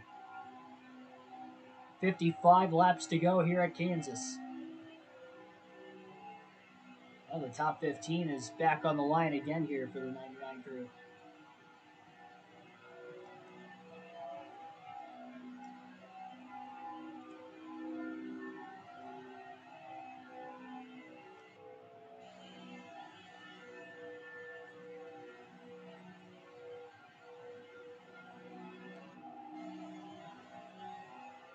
Elliott Logano mounting a run here on Schneider through the tri-oval. Gonna have a massive run on him. Schneider down low to block Elliott, and he stays in the gas still, too. Now Logano's going to come to the outside. It's a three-car battle for the free pass position. 3 wide now into turn 3. Elliott to the inside, Schneider in the middle, Logano up high, and they both blow around the 99 in the middle of the corner. Schneider had to lift before getting into the side of Logano as well, and there was no choice there for Schneider. His car's way too damaged and slow, and he's just trying to hold on for every position he can. He's starting to lose some spots on top of laps here late. Still wants to try and get inside the top 10 to get all the playoff points he can. Every playoff point's going to be so crucial. 12 races before the playoffs after this one concludes here tonight.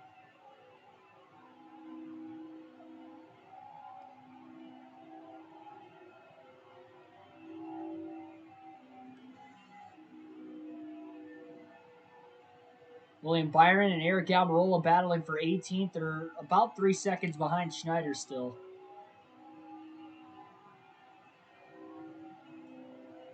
Maybe Elliott and Logano still have to pit well before Schneider that he can at least cycle back ahead of them to at least get back into some sort of a free pass spot. On top of, again, maybe being 1 lap down, and he is blocking Keselowski now, too. I think he's just willing to block everybody possible. One point, he was just trying to stay out of the way in stage 2. Now that we're in the final stage, and even later in the final stage, nearing the final 50 laps of the race, it's even more so at this point.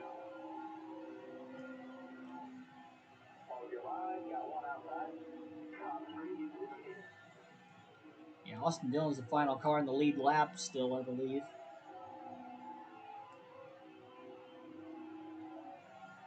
Oh, there goes Brad.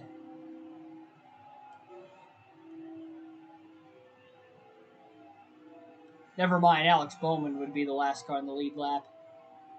14th. Almirola's in 13th right now. Or sorry, Austin Dillon, rather, is in 13th. Almirola and Byron are battling for 18th again.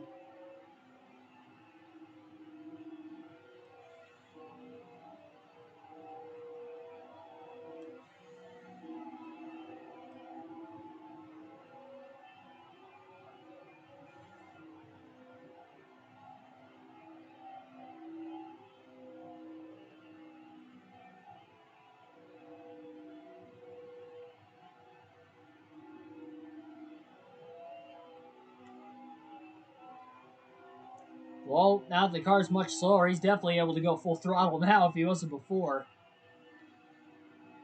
And most of the time he was before all this damage occurred.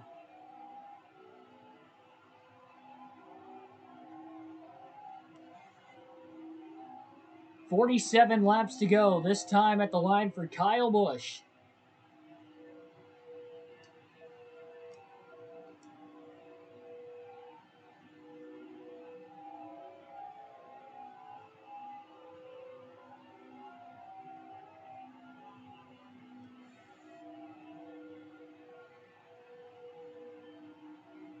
Almirola and Byron are just continuing to creep forward on the 99.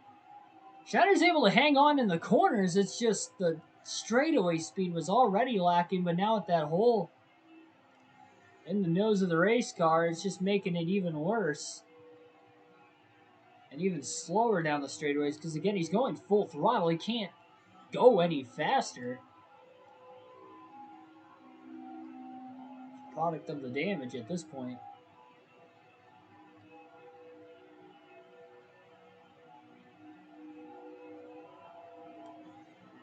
Almirola has slowly gapped William Byron. Battle for position. Now Schneider's going to try to block Almirola and Byron as much as he can. Now it's a battle for position again, but he overruns. Turns 1 and 2 rather, trying to stay in front of the 10. And Almirola clears him for 17. Easily off turn 2. And here comes William Byron now.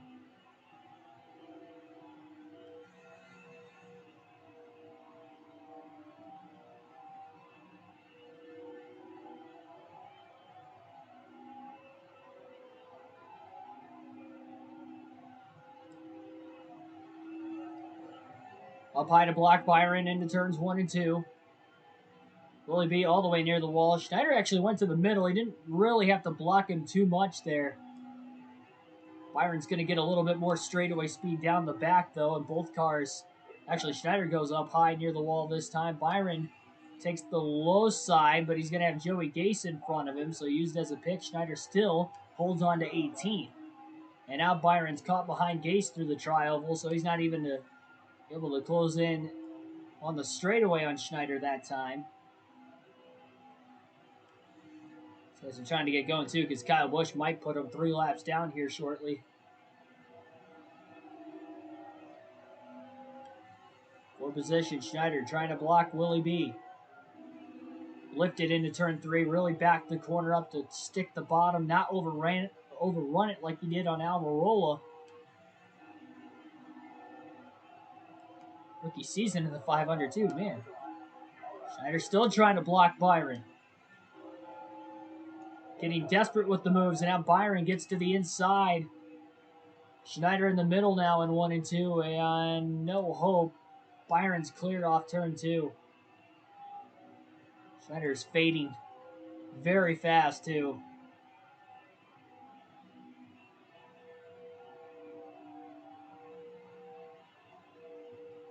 And he can't really battle back, and now Jimmy Johnson in 20th is only a second behind Schneider. He's going to be in danger of losing another spot here in a few laps. And another lap, because Kyle Busch, at an even faster rate than Jimmy Johnson's running. It's Coulson into the back of the 99 once again. And Busch has gapped Hamlin a little bit more now as well. Rowdy did win the actual Kansas race this season, so coincidentally, he might win this one.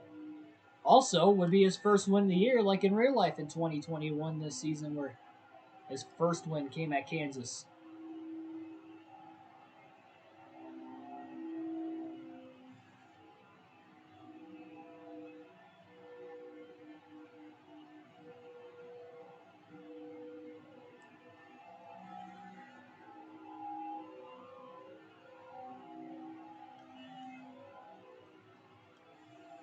Kyle Busch stuck behind Johnson for the moment. Now he's going to look 3 wide to the outside of both Johnson and DiBenedetto.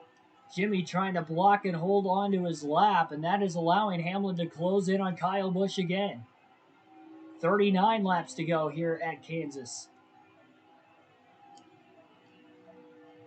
When are the leaders going to have to pit here? Busch tried to swing low at the last second off the exit of the corner, and he still just cannot get underneath the 48. Now he gets underneath the 48, but he's got the 21 there. And Schneider had no chance to block Busch, who just passed 3 cars in turns 3 and 4. And Schneider is now 3 laps down in the 19th position. Allowed Hamlin to close the gap a little bit. Schneider still trying to stay in front of Johnson if he could help it. Johnson got a little tight, had to lift behind DiBenedetto, and now Hamlin on the outside of him, and Hamlin's boxed in. He's on the outside of Jimmy Johnson. He's got DiBenedetto and Schneider side by side in front of him. Hamlin goes 3 wide now all the way to the outside. Schneider got a launch in the center and clears Hamlin on the exit. DiBenedetto to block Schneider now. Schneider all the way up. Hamlin gets clipped a little bit there by the 99. That's going to cost Hamlin more time, and Busch is getting away again. Harvick, meanwhile, all the way back there in third. Hamlin 3 wide above DiBenedetto and Johnson off turn 2. Clears him before getting into 3 as he's trying to run down Kyle Busch.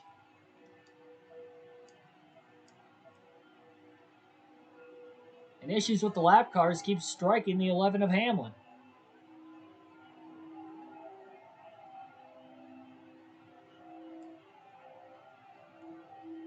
Kyle Busch would not only be the fourth and final Joe Gibbs Racing Toyota to go to victory lane if he wins this one, but he will also be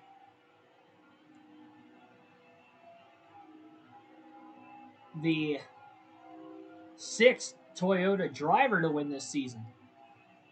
And just think of that. Again, that's just how dominant Toyota's been. And the only two drivers to win two races this year instead of one are both for Toyota, Hamlin and Schneider. 8 wins for Toyota in the first 14 races if Kyle Busch wins here today, or even Hamlin. If one of those two win, it'll be 14, 8 in the first 14 races. But on top of that, again, Busch could make it 6 different ones. And the only other Toyotas I could think of that are even in the field with a chance to win any races would be Christopher Bell and Daniel Suarez. And that would be it. All the other Toyotas have won. Considering there are only 8 in the field to begin with. Harvick's getting held up. Schneider's blocking him, and now he's just going to use his raw speed there up the exit of 4 to power by the 99.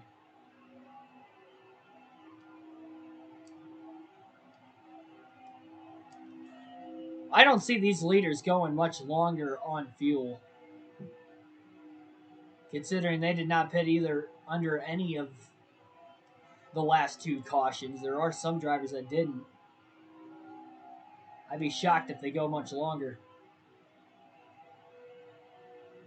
Jason Games, welcome to the stream. Back-to-back. Wait, no, we have too much damage on the front of our race car from getting in the back of Fincham early in stage 2. There's a stack up down the back straightaway when somebody was up in smoke and had blown an engine, and we ran into the back of him pretty hard when they checked up and spun him into the outside wall.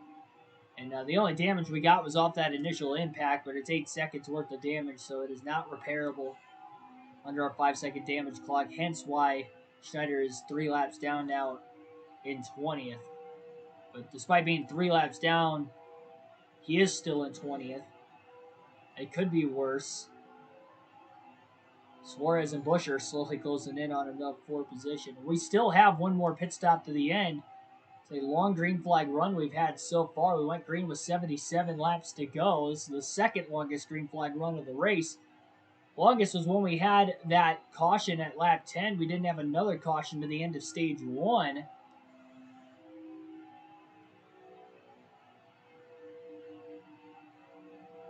don't know. We'll see.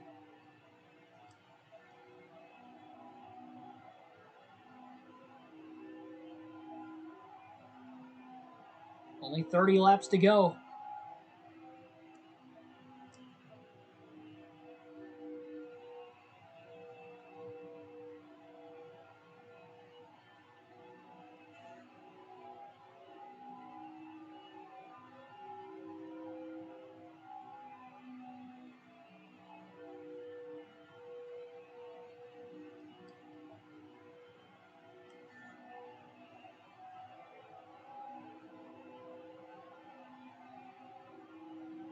.29 to go at the line. So Schneider's about 13 to 14 laps short on fuel.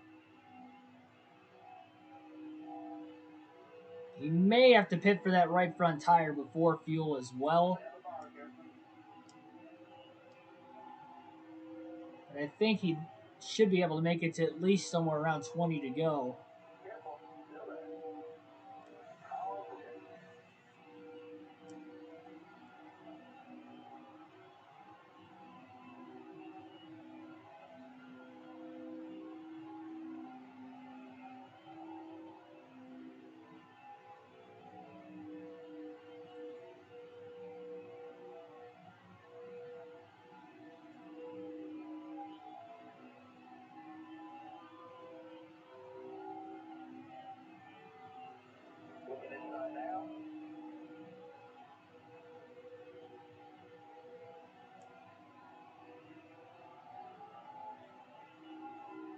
Fourth place car, Martin Truex Jr.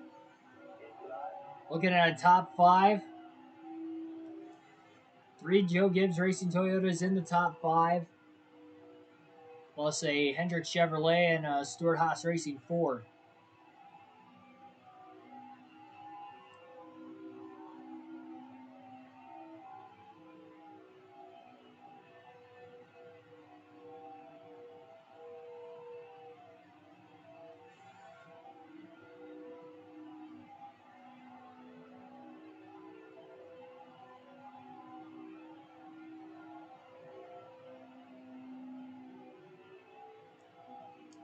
I think Schneider's probably going to lose one more lap before the end of this race. Unless he gets a timely caution.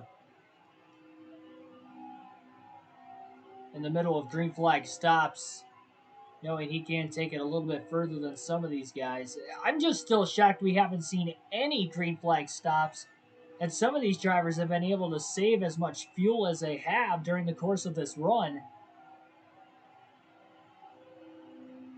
Still, nobody can make it to the finish, but again, just surprised that nobody has made a green flag pit stop yet.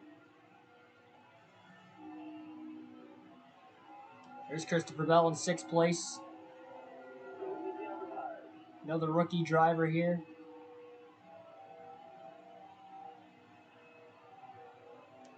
Schneider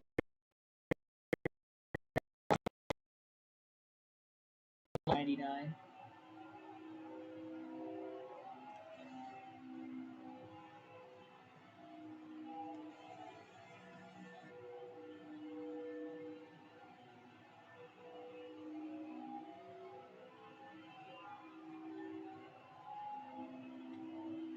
I wish, much like Truex, Truex has been so close to winning so many races this season, but he's only won one. You can say the same for Kyle Busch, but the only difference is Kyle Busch doesn't have any wins. Truex at least has one. Though Truex has been more dominant than Busch, I think we could all definitely agree on that. Because Kyle Busch has not by any means dominated this race. It looked like Hamlin through the first half of the race had the fastest car. Busch is at the track position. He is beating Hamlin currently, not by much. He got around him during this green flag run, and he stayed about 1 to 2 seconds, if not less, ahead of him throughout the course of this run still.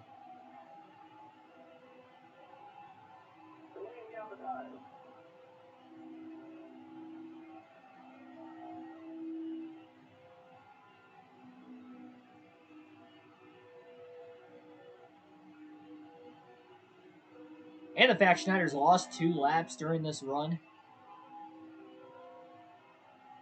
I'm shocked. Pit with 18 to go if you can. Yeah, I'm just going to try to take this as long as we can in case we get a timely caution. Maybe we can get 1 lap back. You know, that's better for us, so we can at least get a little bit better of a finish out of it. Still a little less than 4 seconds ahead of Suarez. 3.5 seconds ahead of Daniel. 4.5 seconds ahead of Chris Buescher in 21st, 22nd. And now we finally have our first takers onto pit road.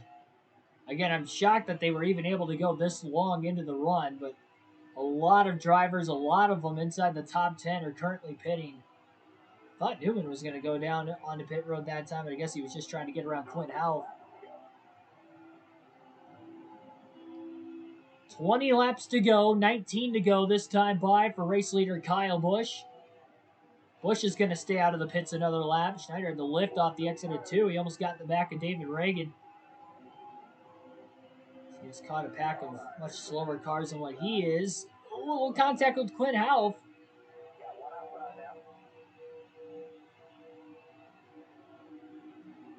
He's up to 18th. He's still going to gain spots. So this is where he would need a timely yellow. Trap a lot of these guys. He's passing for position. Finally clears Fincham off the exit of the corner. There's Harvick. That was not a position. Harvick's still a lap ahead of him, I believe.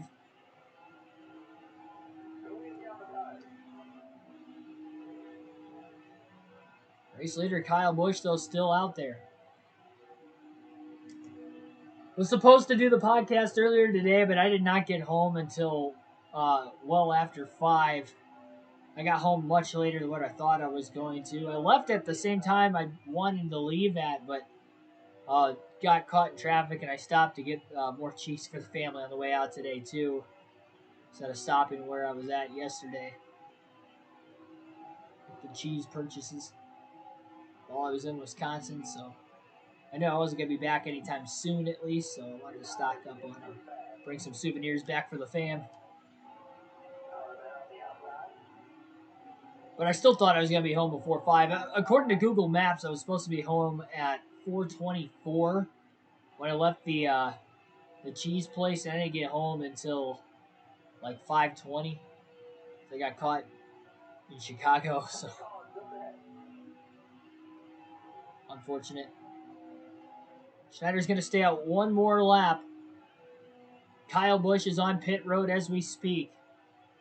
It's going to be a risk staying out this extra lap here for Schneider, but he's willing to do it.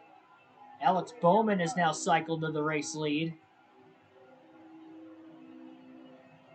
Schneider can go about 2 to 3 more laps on fuel, but that right front tire is not going to make it to the end. And Schneider will be pitting this time by. It'll be right side tires only for the 99 crew and just enough fuel to make it to the end of the race. New leader Alex Bowman is now on pit road. Schneider's coming in. Going to come in a little bit hotter than what he did earlier, but he still did not skid the tires, taking it at least easy enough there. And now he's just looking for the fastest pit stop possible. It'll be a half a tank of fuel, right sides only. And gonna put a half a round of wedge into the race car here to maybe tighten it up just a tad, knowing that it's automatically going to get looser, taking right sides only. Only have 2 uses of Kyle Larson left. Yeah, I wish I had Larson left this year. But I used him, and I don't think he really... I think Dirt Bristol's the only race that I used him and didn't get a good run out of him because he got in a crash.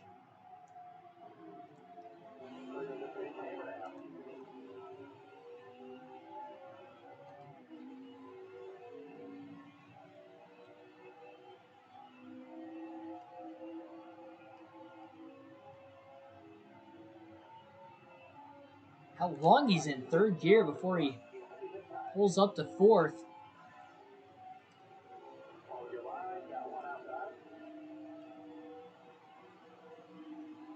Back to 21st now, even after taking right sides only. Staying out those extra 5 laps, again, plus all the damage. Chris Buescher cycled ahead of him. He's a full lap ahead of John Hunter Nemechek at 23rd. Daniel Suarez is within 2 seconds of him. He's got 4 fresh tires versus Schneider's 2 as well. Another slow car off turn 2. Trouble! Couple cars ran into the back of him. There's a little bit of a stack up again. Here comes David Reagan in hot, almost into the back of the 49. We stay green. Schneider rocketed to the inside of the 20. Didn't slow Suarez down at all back there, and Fincham does get to pit road.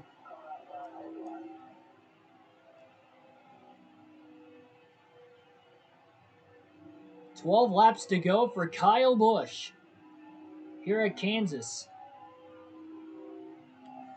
And there's Suarez to the back bumper of the 99 as Schneider drives it deep into turns 3 and 4. Oh, a little too deep. Had to lift. Oh, into the side. This time he wanted to fall in line behind him, and he clipped the 96 of Suarez there. That almost got ugly.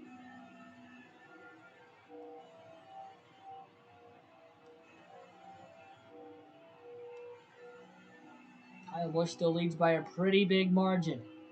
Actually kind of gapped Hamlin a little bit more during those green flag pit stops, considering Hamlin even pitted a few laps before Kyle Busch. Didn't matter.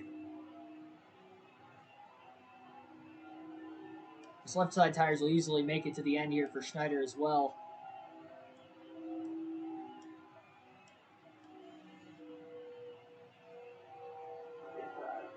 Busch to the inside of Schneider. Quickly makes the pass on him. Chase Elliott's a couple laps down, and that Napa number 9 car. And Harvick is actually in second place now. Not sure where Denny Hamlin's at. Not even in the top 2 anymore. Harvick's in second. He'll get to the inside of Schneider. He's trying to run down Busch to the end. Don't know if he's going to be able to do it. Oh, a little contact with Nemechek. And Matt Kenseth now for Chip Ganassi Racing.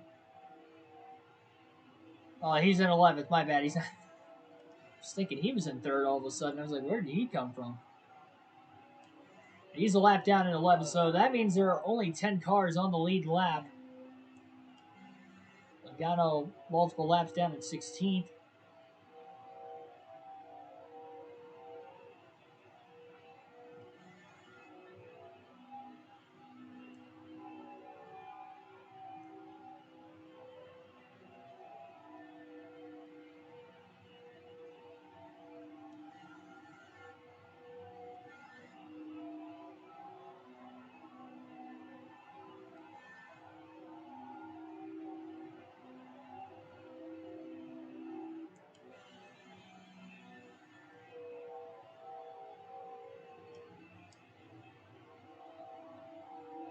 Schneider's now 4 laps down, by the way, as well. Nemechek's still about 29 seconds behind him, though. 8.5 seconds behind Daniel Suarez already, too. Heavy traffic going on right now. There's Denny Hamlin. He came out even behind Truex as well. Ooh, 3 wide middle. Truex in third. Keselowski's also 1 lap down. Hamlin's in 4th place, so he lost 2nd and 3rd positions during those green flag stops. A slow stop for Denny Hamlin in the 11. He's not far behind Truex, especially with the heavy lap traffic around the 11 and the 19 right now. 5 laps to go here at Kansas. It looks like we can go 77 laps of green flag racing to this finish. Looking like that will be the case here tonight.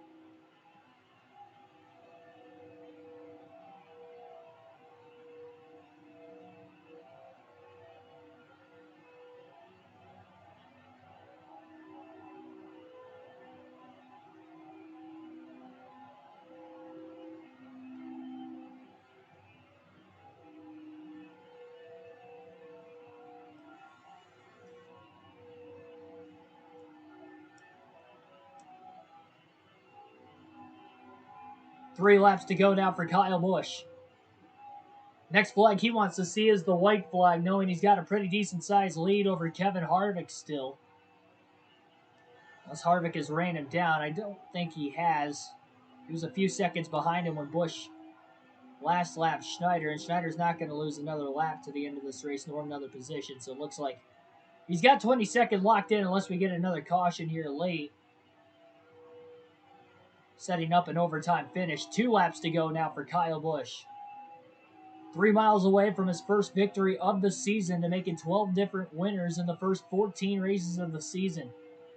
He'll be the 6th different driver to win for Toyota, and he will be the 8th, or it will be the 8th win for Toyota as a manufacturer this season in the first 14 races with those said 16 drivers. Schneider and Hamlin being the lone drivers with 2 wins this season for Toyota.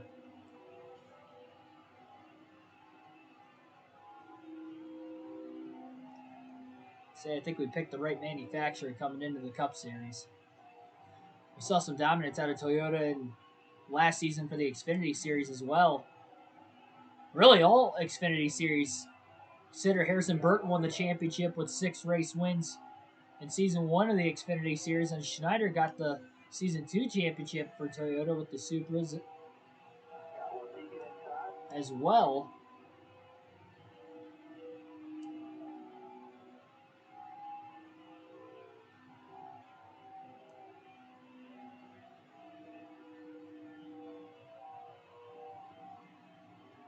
So the checker flag is in the air, and Kyle Busch has already won here at the Kansas Speedway. 4 laps down in 22nd, as Schneider on the other half of the racetrack. First win of the year for Kyle Busch. As mentioned, 6 different winner in the Toyota camp. And the 8th win for Toyota this season. 10 drivers finished on the lead lap today. There's a look at the running order. Looks like Truex lost 2 spots there in the last couple laps to Hamlin and Bowman, who caught him out of nowhere. Kyle Busch again with the win. Kevin Harvick, he won stage 2, finishes second. Denny Hamlin ended up finishing in third. He won stage 1. Alex Bowman fourth. Truex rounds out the top 5. Ryan Blaney 6th. Christopher Bell 7th. Clint Boyer 8th. Ryan Newman 9th. And Eric Jones rounded out the top 10. All 4 Joe Gibbs Toyotas in the top 10. 3 of them in the top 5. And 5 Toyotas fill up the top 10 total. It's been that kind of a season for him so far. We'll take a look at those DNFs. We had 4 DNFs tonight. Ryan Preece, Cole Custer, Kurt Busch, and Brendan Gaughan.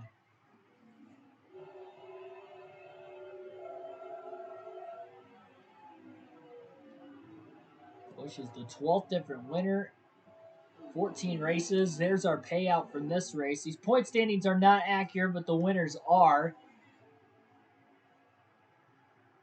So Busch now with the win. We only have 4 drivers, or 4 spots available for the playoffs on wins.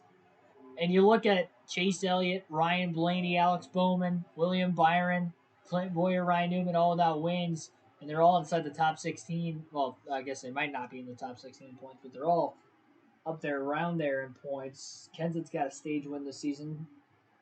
He still doesn't have a win to show for. Corey LaTroy's got 2 stage wins. I forgot about that. Both in the Daytona 500.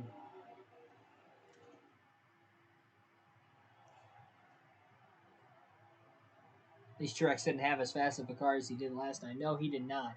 Kyle Busch actually led the most laps today. A lot of those, though, in the final stage. He led 125 of the 267 laps here tonight in this 400-mile race.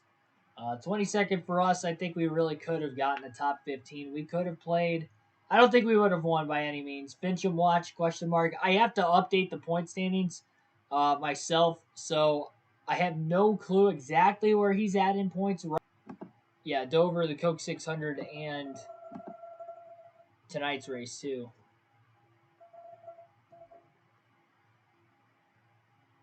There's another race I'm forgetting. Yeah, we failed the incentive sponsorship, at least. Unfortunately. You'll turn it around. Don't worry about that last race. Indeed, Joey, indeed.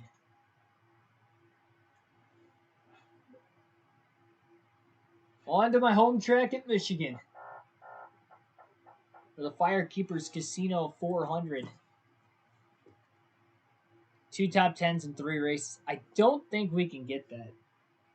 Top 15s have kind of been about where we're at, and I think that's what I'm going to go with the next incentive, because outside of the Coke 600, the mile and a halves have not been good for us. Like, I don't know how we won that race, considering the mile and a halves have been our Achilles heel, but we did. And so I don't see us doing good at Chicagoland. I don't see us really doing good at Michigan with the longer straightaways and only 85 on the engine power. In Sonoma, I don't see us doing good because we don't have a road course chassis. So I'm hoping we can get 2 top 15s. I think 2 top 10s is a little bit of a stretch. So we'll go 2 top 15 finishes. I think that's doable. And we'll go to the shop here. Yeah, we tore up that car a little bit more once again. It's going to be an 83, 82, and 80. We had 85, 85, and 80 2 races ago for the Coke 600. Then we had 83, 83, 80 for this race tonight at Kansas. Now we're at 83, 82, 80. Or sorry, no, we can upgrade the suspension to a 70 or sorry, to an 85 now. So actually it'll be a little bit better. It'll be 1 tick better, I guess, than what we had in the last race, but that's only because we can upgrade the suspension. So we'll actually have an 82 on the suspension for the next race. All right.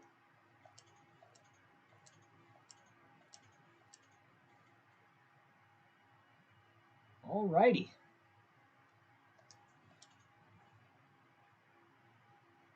So Michigan will be tomorrow night on the channel.